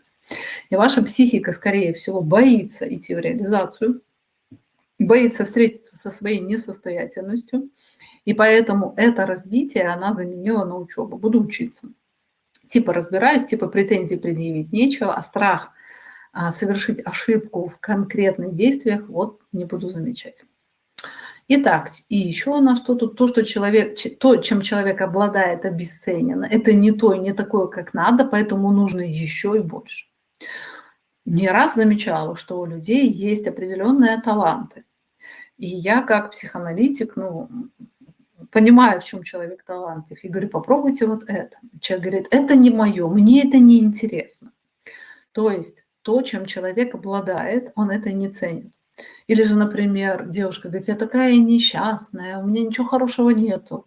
А я ей говорю, почему же? У вас высокооплачиваемая работа, у вас есть квартира, где вы живете, вы достаточно здоровый человек. Это все не то, это не так, это не делает меня счастливой. То есть человек то, чем обладает, обесценивает. И поэтому он все время как будто бедный. Он не может присвоить то, что у него есть. Если бы он это присвоил, он сказал, я вот это могу, вот это могу, вот это могу. Но это то, что он может, не входит в его соответствие, вот в этот ложный образ. Оно не входит. Там этих пунктов нету, поэтому это обесцененное. Но нету короны, принца, я не знаю, там, тройки скакунов. И все, значит, это все ерунда. То есть человек, если бы научился ценить то, что у него есть, он тогда научился бы приумножать. Если я ценю то, что я умею, то я потом могу это приумножить. Если я ценю, какой я психоаналитик, я могу это приумножить. А если я все время не такой, как надо психоаналитик, не такой, как надо психоаналитик, то психика говорит, да нафиг мне уже совершенствоваться, я все время не такая. Знаете, это как жена готовит, может говорить, невкусно, невкусно, не то, жена уже там и на курсы пошла, и все, может, все равно не то, а все равно, да, не буду вообще готовить, отстань от меня. Вот и психика точно так же надо. Если вы будете ее пинать и обесценивать, она потом скажет, да, лучше лечь и лежать, все равно все не то.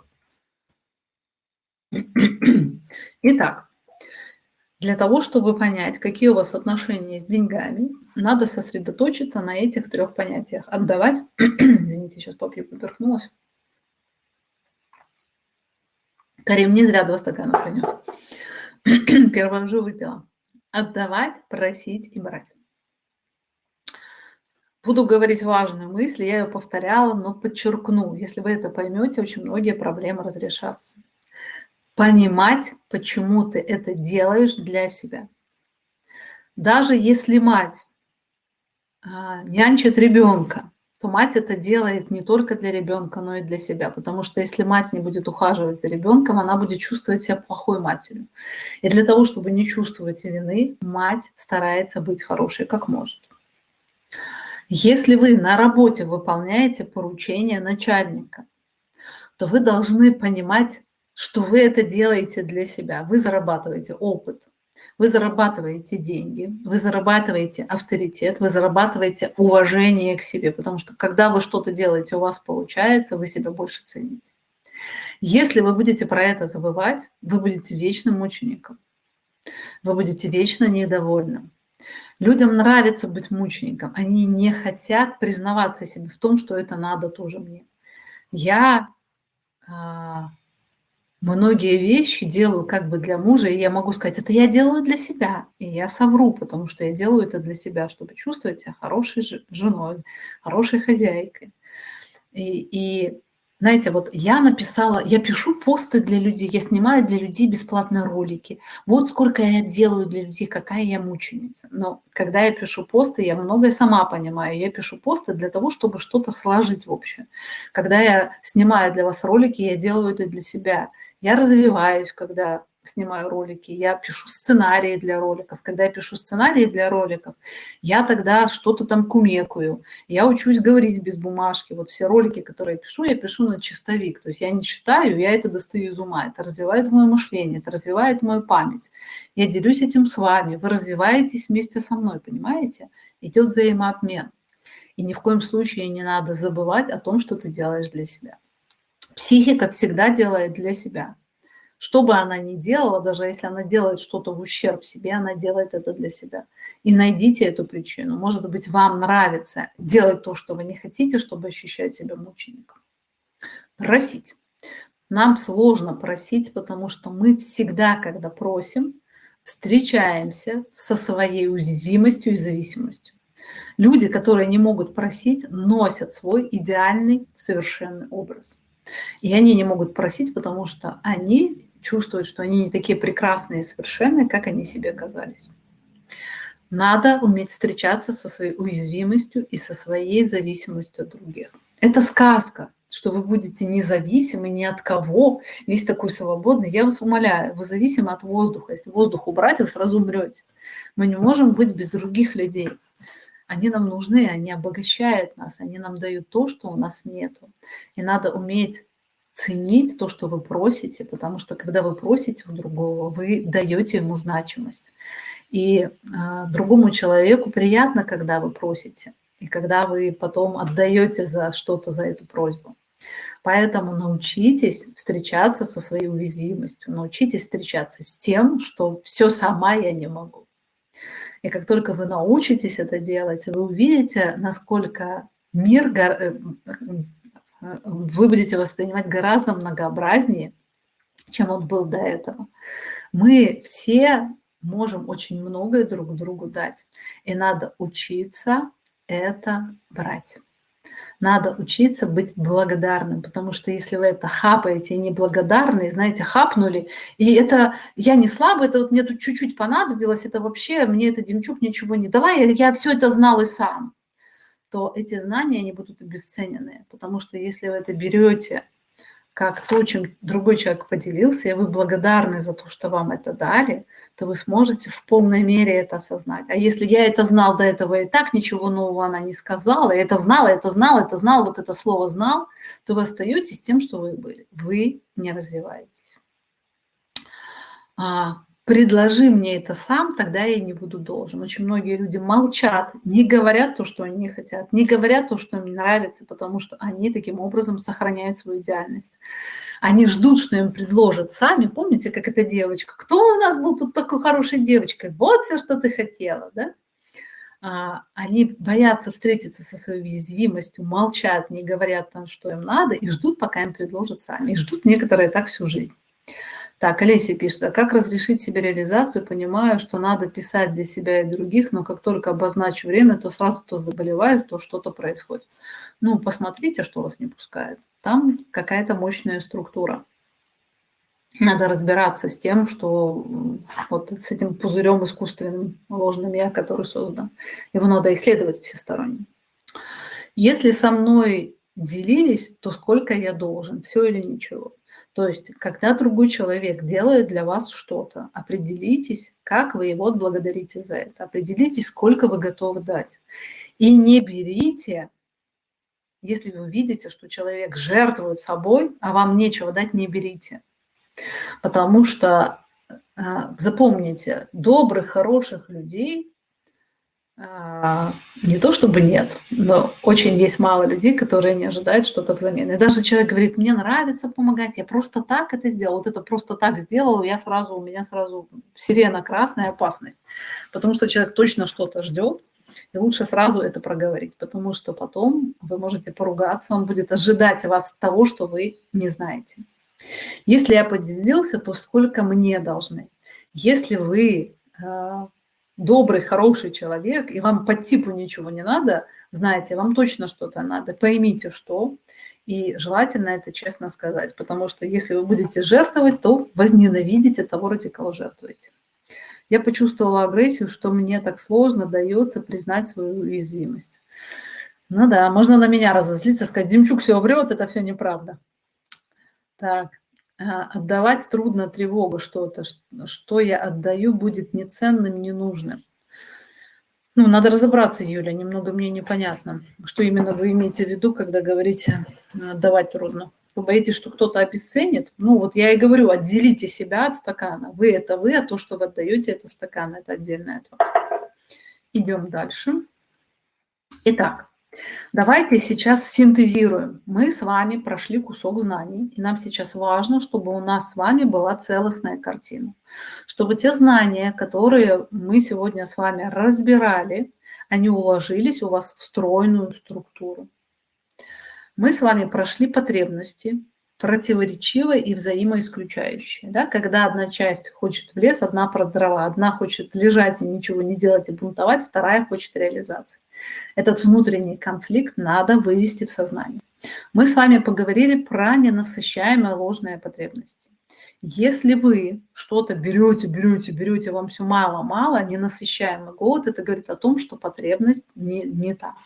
Она, скорее всего, какая-то детская. Ценность, ничтожность и сверхценность. Научитесь понимать, сколько вешать граммов точно. Какая ваша, что вы можете, какое вы, попробуйте это конкретно определить. Вот эта ничтожность и сверхценность – это из области фантастики. Этого нет. Каждый из нас, его час стоит столько-то долларов. У каждого из нас есть эта цена, поверьте. И смириться с тем, что я стою $50, а не 500, очень тяжело. Но когда ты смиряешься с тем, что ты стоишь 50, ты можешь понять, как тебе начать стоить больше. Учитесь признавать ценность других людей. Те люди, которые обесценивают других людей, не растут. Я много раз встречалась с людьми, у которых зависть, которые обесценивают. Иногда встречаюсь с этим по отношению ко мне со стороны коллег, и я вижу, как они не могут развиваться в анализе. Отдавать и делиться. Научитесь давать и делиться, а не снисходительно вещать или же жертвовать великому идеалу. Прекратите одаривать собой уже наконец-то. Научитесь делиться. Просить. Просить – это признавать, что я уязвимая, что я не всемогущая. Это нормально, мы все такие. И это не унизительно. И если вы чувствуете, что вы унижаетесь, когда просите, то позамечайте, вы, скорее всего, не просите, а требовать начинаете. Брать и принимать. Научитесь принимать с благодарностью к человеку и понять, что вы готовы ему отдать взамен на это. Потому что когда человек берет без благодарности, это все рассыпется. Ты, проходя через внутреннюю цензуру, не можешь это занести внутрь, потому что оно обесценено. И отношения с деньгами. Итог. Жадность и мотовство. Мотовство, мы с вами говорили, когда есть внутренний ребенок, и он хочет все расфукать, и ему главное фейерверки, праздник и так далее. Или же жадность, там есть целый слайд. Если у вас не уложилось это в голове, пойдите туда, в этот слайд, и внимательно переслушайте этот кусочек лекции.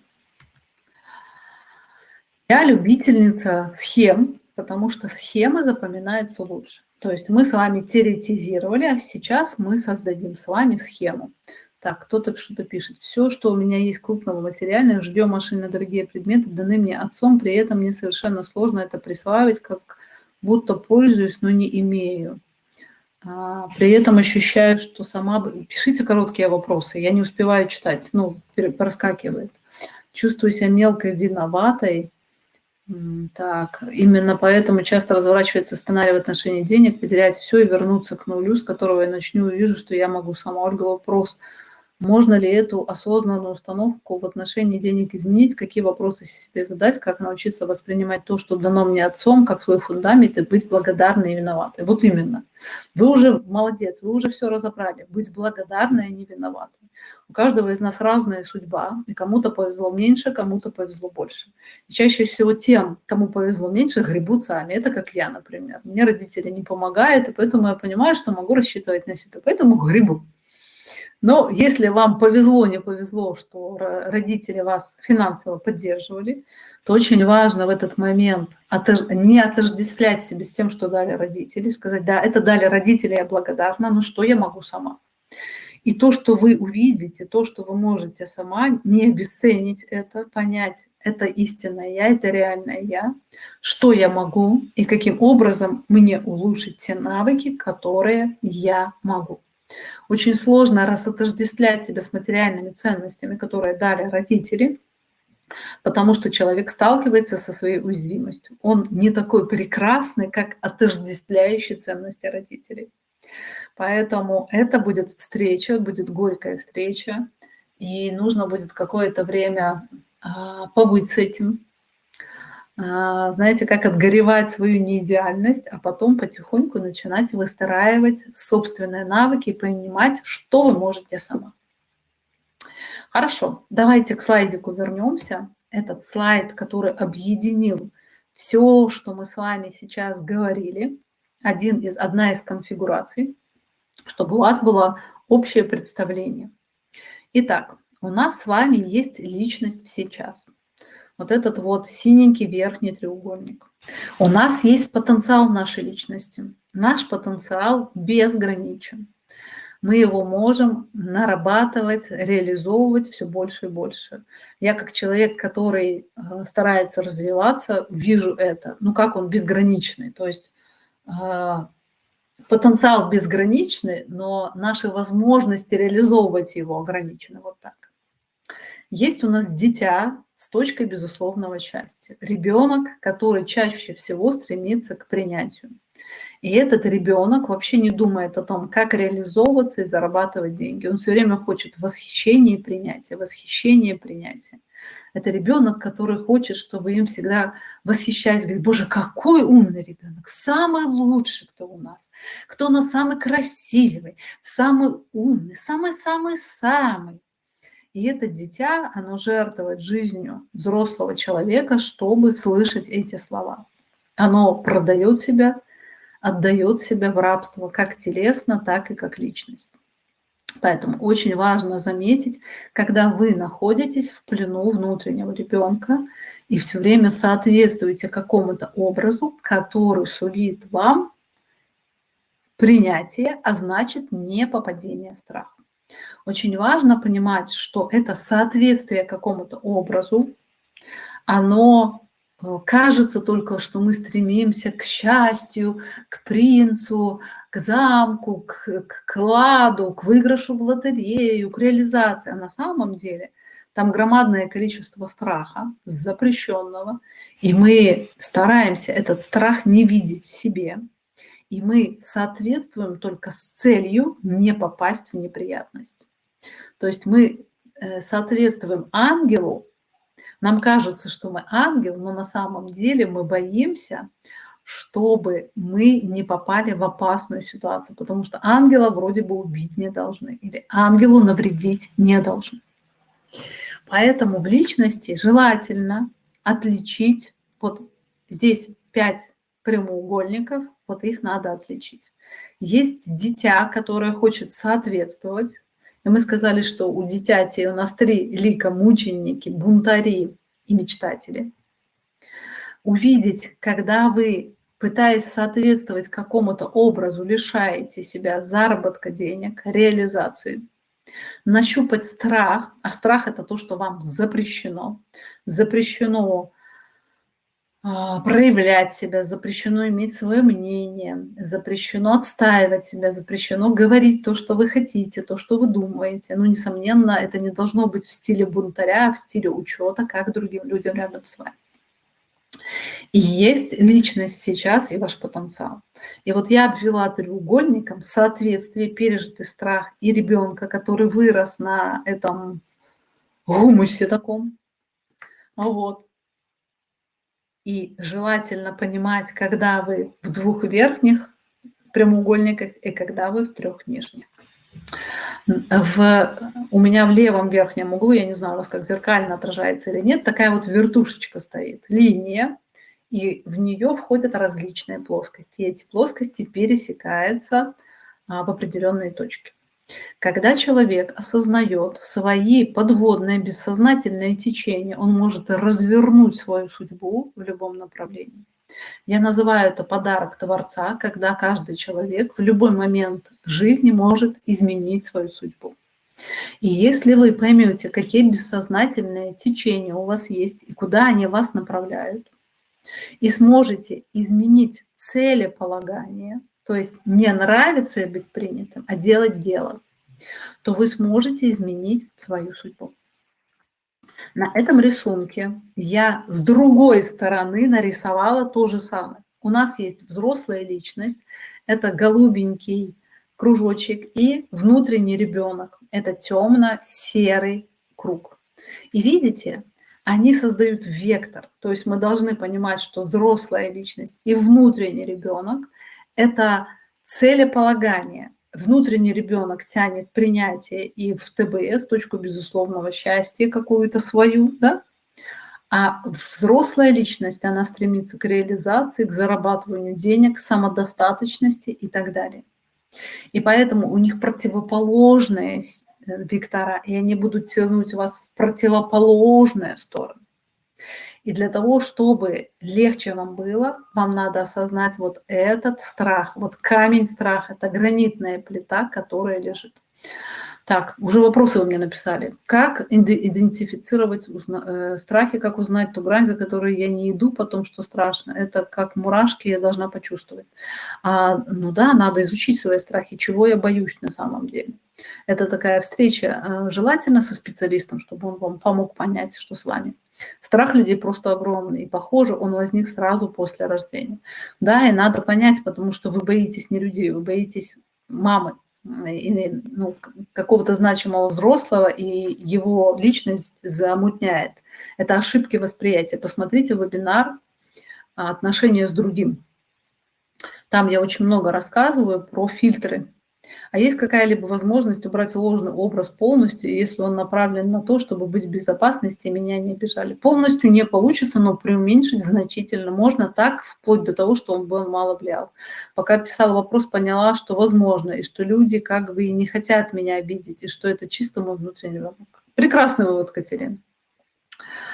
Так, область страха.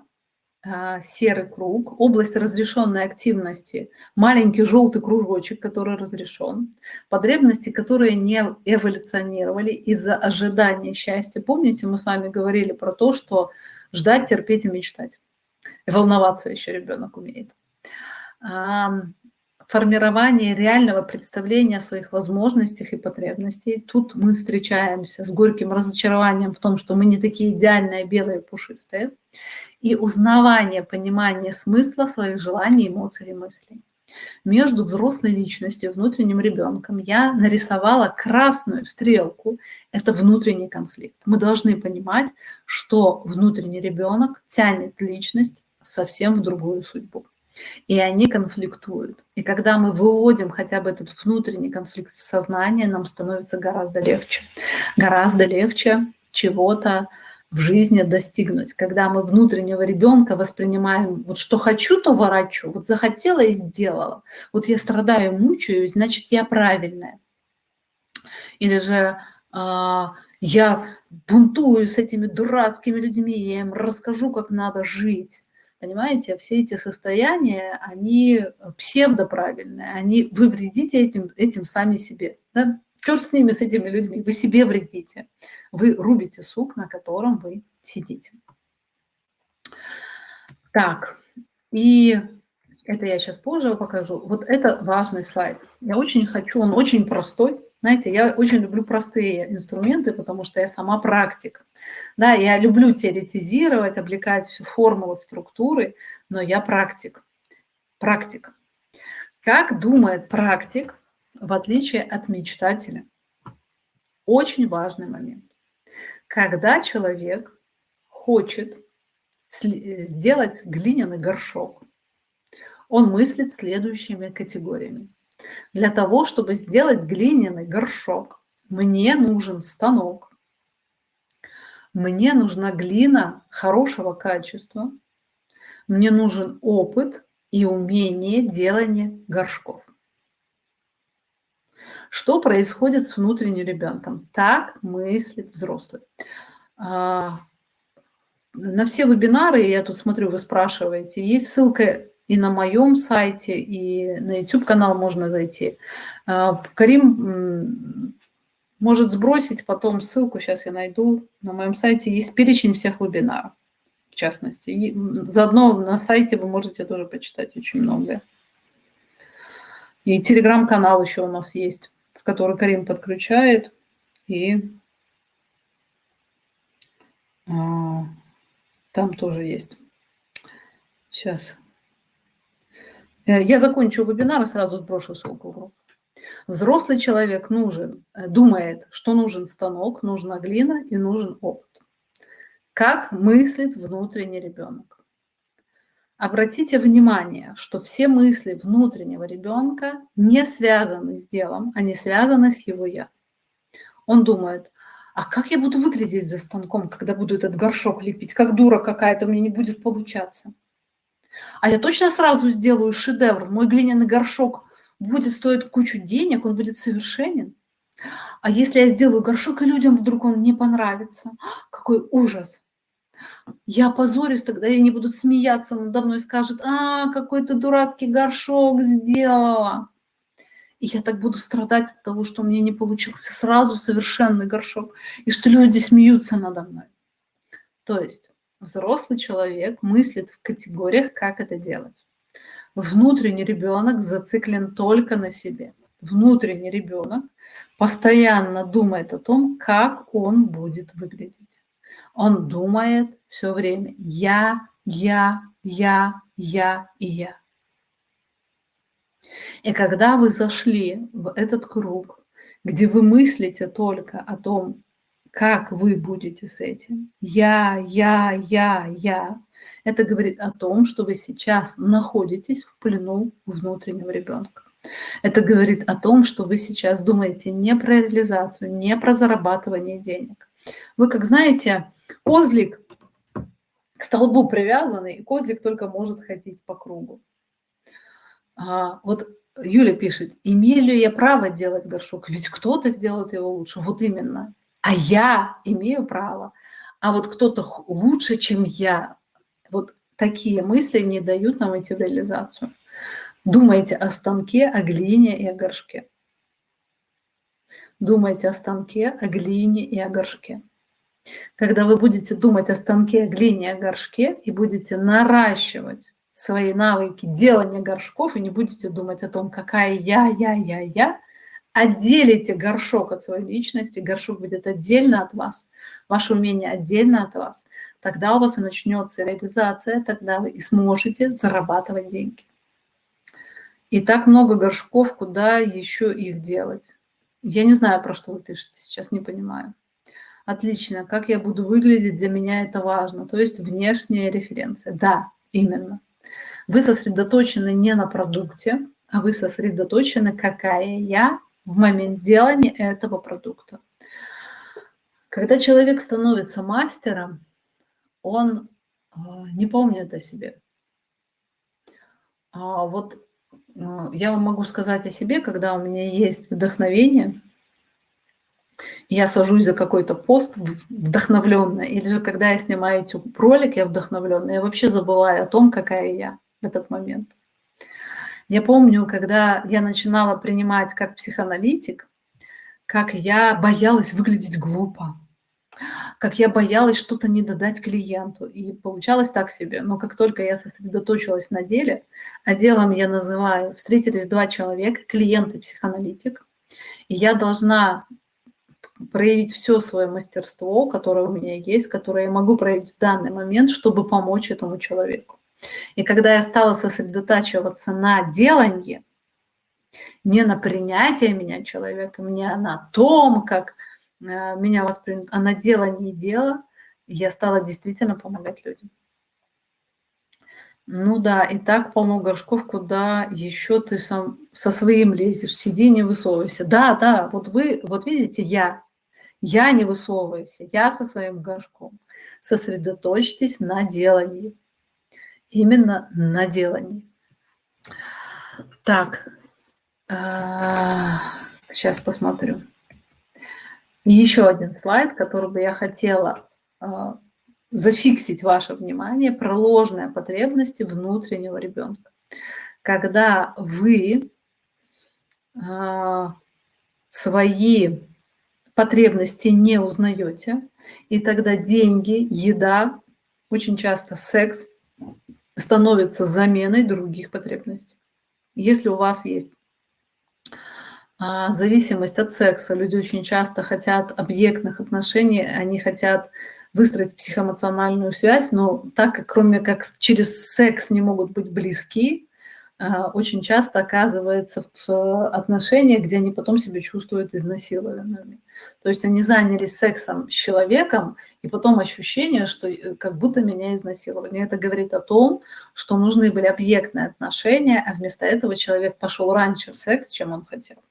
Или же когда человек зарабатывает деньги, и эти деньги не приносят ему удовлетворения. Тоже попробуйте понять. Катерина пишет, спасибо, что делитесь личными инсайтами, ведь тогда сразу понимаю, что это нормально. Да, что-то подобное ощущать. Да, это очень важно делиться своим опытом. Раньше люди так и говорили, человек делится своим опытом. Обратите внимание, покупки, еда, деньги, секс. Это 4 составляющих, в которые мы вкладываем другие потребности. То есть мы как бы удовлетворяем этим, но на самом деле мы хотим удовлетворить совсем другие. Человек постоянно инсценирует обстоятельства, в которых он был в точке безусловного счастья, но получить впечатление от прошлого не может. То есть я, например, постоянно жду Новый год, а когда он приходит, я чувствую разочарование. Я жду, что приедет мой муж с командировки, потом муж приезжает, и все не так.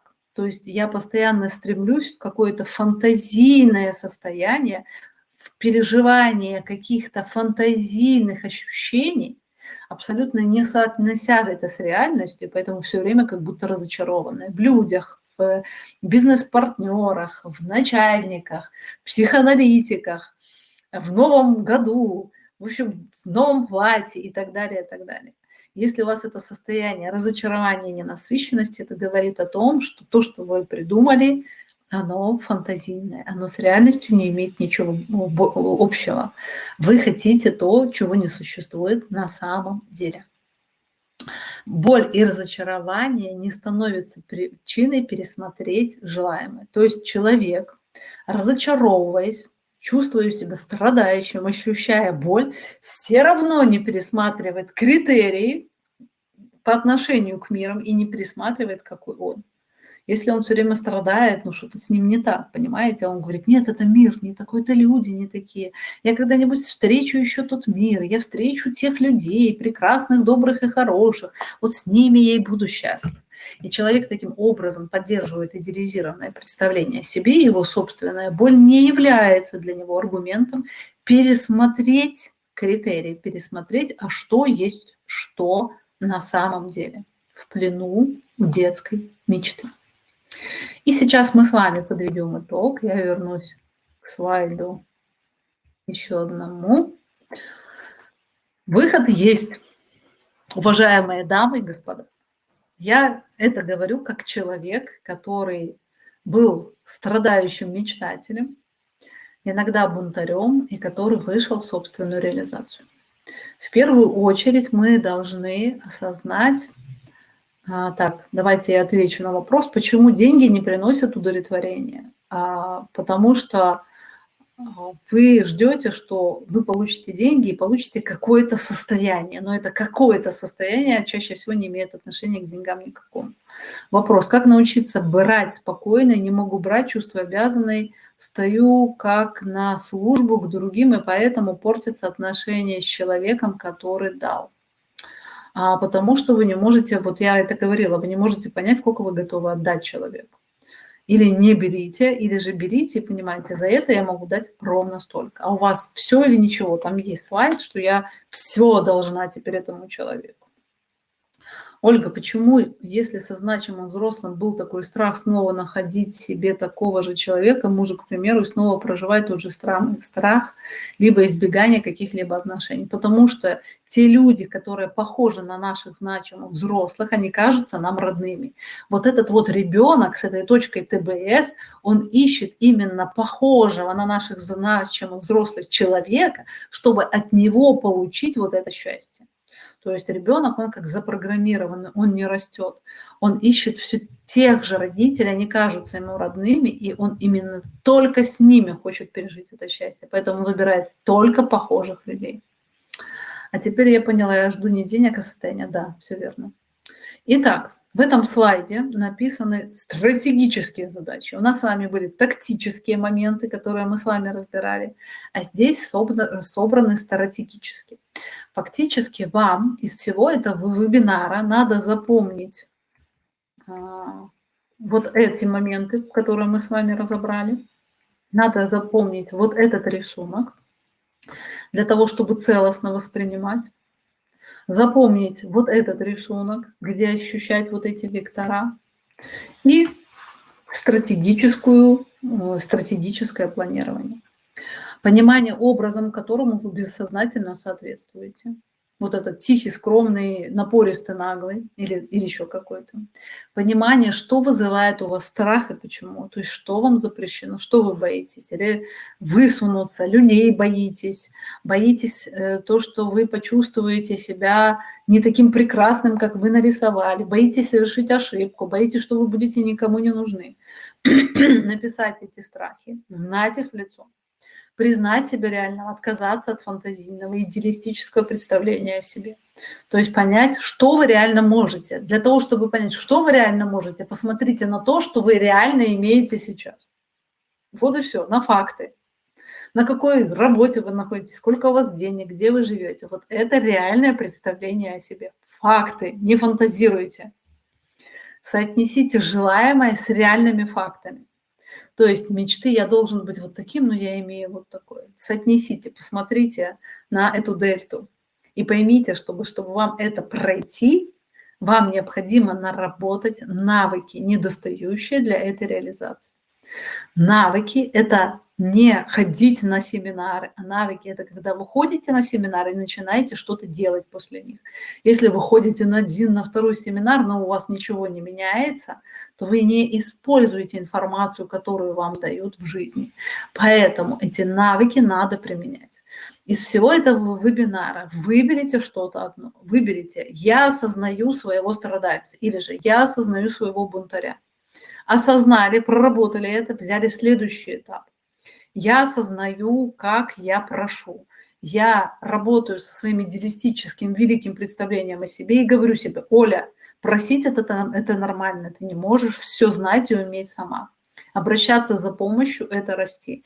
И если я встречаюсь со стеной, я говорю: Оля, эта стена – это твое величие. Ты боишься потерять свой идеальный образ. И вот так вот по кусочкам выберите из вебинара то, что вам близко, то, что самая актуальная проблема. И работайте с ней на протяжении какого-то времени. Проработали, берете следующую.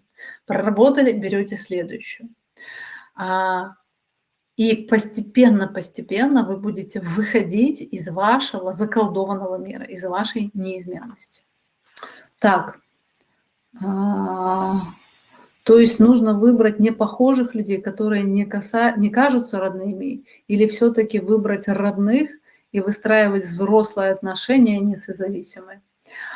Знаете, самое ужасное – это крайности. И надо понимать, что мы выбираем иногда чуть-чуть похожих партнеров на наших родителей, а потом своим поведением превращаем их в точную копию наших родителей. Поэтому, несомненно, родных мы не можем уже от этого избавиться, мы все равно будем выбирать родных. Но смотрите, не делаете ли вы своим жертвующим поведением из этих людей монстров. Потому что мы не замечаем, как мы разрешаем с нами так обращаться. Поэтому и с той, и с другой стороны. У нас еще есть несколько слайдов про то, что мы... Вот у нас есть игры разумов, это школа, это 4 лекции по 3 часа. У нас еще есть куча вебинаров, которые уже проведены, их тоже можно приобрести. Это можно у Карима и у Артема спросить, как это делать. Вот, я закончила. У нас есть еще 3 минуты до конца вебинара, и я даю 5 дополнительных минут, чтобы вы написали свои вопросы, а я буду на них отвечать. Только уважайте друг друга, потому что когда вы пишете их слишком быстро и все сразу, то я не успеваю отвечать. Поэтому давайте будем уважительны. Я слушаю и думаю о том, что боюсь быть успешнее, чем родители. Ну да, нападут, отберут. Скажут: а ну-ка, Мария, отдавай излишки. Как эти большевики приходили к кулакам. Ольга, спасибо вам огромное, все очень полезно для меня и, как всегда, четко и понятно, куда двигаться. Спасибо, Наталья. Лейла, если есть потребность слушать тяжелую музыку, хард-рок и прочий металл, что это? Не знаю, надо разбираться. Возможно, ваш бунтарь. Агрессивность, из ничтожности себя так вытаскиваете. Спасибо большое. Спасибо, Анна. Так, Артем. Ссылки на вебинары есть в группе Telegram. Спасибо, Артем. Ольга, благодарю за вебинары, за ответы на вопросы. Спасибо. Я тоже вас благодарю, что вы пришли. Катерина, спасибо вам огромное за вебинар, за вашу отдачу. Много полезной информации, много инсайтов. Спасибо, мне приятно. Повторюсь, а то уплыло сообщение. Как взять право жить и быть? Сначала поймите, что вам запрещает это делать. Запись этого вебинара будет доступна до среды включительно. Выслана до среды, то есть они вам вышлют ее. Основной инструмент работы со страхами – это осознание страхов и признание их. Вывод сознания есть упражнение какое-то или повторение. Выводить в сознание – это глубоко понимать, это не искать: у меня есть страх людей. Какой страх людей? Вот я вебинары провожу, я копаю глубоко, поэтому у вас и инсайты. Докапывайтесь как можно больше. Лейла, спасибо за вашу деятельность. Спасибо, Лейла. Спасибо огромное, благодарю, как всегда, интересно. И я вас благодарю, что вы приходите на вебинар. Если бы вы не приходили, их бы не было. Плотно, четко, бодро. Спасибо большое за информацию, инсайты, шли по ходу изложения. Да, пересматривайте потом еще раз, не ленитесь. Мешает страх. Пазлы в голове понемногу складываются. Да, и я, когда готовлюсь к вебинару, у меня тоже многое складывается. Я даже не знала, что у меня такие пазлы есть. Так. И привык внутренним ребенком называть какую-то прекрасную, спонтанную, непосредственную. Нет, внутренний ребенок – это очень опасная штука. Спасибо Кариму и Артему. Да, спасибо и Кариму и Артему, потому что они мне помогают. Я бы без них тоже не смогла провести этот вебинар. Попытки принять себя реального постоянно сваливаются в ничтожность. Да, потому что мы нарисовали себе розового фламинго, а теперь, оказывается, не розовый фламинго, а серый енот. Ну, конечно, тяжело это пережить. Спасибо за вебинар, Цена, и вам спасибо, Олеся, Наталья. Все время страх или даже удивление, когда мне платят, даже если это зарплата, наверное, это... вы же великий человек, вам деньги не нужны. Это всем великим деньги не нужны. Что вы, не надо, Для графа де ля Фер это слишком мало, а для Арамиса это слишком много. Не надо. Так, мега круто, спасибо. В каком возрасте вы начали учиться на психоаналитика? У меня начался этот путь 6 лет назад. То есть фактически моей карьере 5 лет. Было здорово, спасибо большое. Спасибо. Ольга, спасибо, очень ценная информация. Я рада. Мне приятно это слышать. Спасибо, Юля. Так, есть ли у вас вопросы, дамы и господа? Вебинар «Страх и стыд» про тот самый страх, самый основной. Про страх есть много роликов, и вебинар, да, я там глубоко копаю, какой бывает страх. Огромный страх взять ответственность за свою жизнь, чтобы кто-то решал все за тебя. Да, потому что когда ты берешь ответственность, ты можешь допустить ошибку. И если ты допустишь ошибку, ты себя изничтожишь. Вот надо научиться безоценочно анализировать. Я написала хороший пост, обязательно его почитайте. Он есть на YouTube-канале и на моей странице. Чем мышление отличается от обсессивности. Вот прочитайте, там есть «Как не наказывать себя за ошибку». Спасибо, Оля, большое. Спасибо, благодарю. Спасибо. Видите, как приятно. Вы благодарите меня, мне приятно. Я благодарна вам, что вы пришли. И мы хорошие люди, интеллигентные, умные, добрые. С какого возраста ребенку можно работать над своим внутренним ребенком? О боже, не пугайте меня. Но дайте ребенку побыть ребенком. Смотрите, соотносите с реальностью. Есть же какое-то понимание, каким ребенок должен быть в этом возрасте, что он должен уметь. Что сделать тогда с величием? Осознать его и понять, что это самая главная проблема в вашей жизни, которая не дает вам возможности развиваться. Просто про обсессивность действительно отпад. Да, удачный пост получился, как-то так по полкам я там выложила все. Мне тоже понравился. Кайфанула. Объясняла одному клиентке одной про обсессивность и поняла, блин, это надо с людьми поделиться, это же многим может помочь понять. Спасибо, пост в группе. Вот, Карим уже подсуетился. Спасибо, Кариму. Вовремя решает вопрос. И водой меня напоил. Мне фактически надо было стакан и еще чуть-чуть, но лучше с запасом. Да, про мышление надо разбираться. Вот есть игры разума, там я как раз рассказываю про ошибки мышления. Надо вообще, может быть, нам сделать даже вебинар про мышление. Я думала про ложное «я» сделать в ноябре, но, может быть, сделаю про мышление. Будет интересно исследовать это. Слушаю вас уже полгода с сестрой, ваши лекции нам очень помогли, видите, на пути к переменам в жизни. Это прекрасно, видите, значит, я не болтушка. Значит, то, что даю, оно рабочее. Я люблю рабочие инструменты, я говорю, практик. Спасибо Кариму Артему, спасибо. Если нормальный внутренний ребенок? Нет, есть реальный здравомыслящий человек. Прям пугает меня такое отрицательное отношение к внутреннему ребенку. Ну как же, я вот своего так долго училась любить. Да, это самое большое заблуждение аналитиков, психологов, которые учат любить ребенка, он не дает развиваться.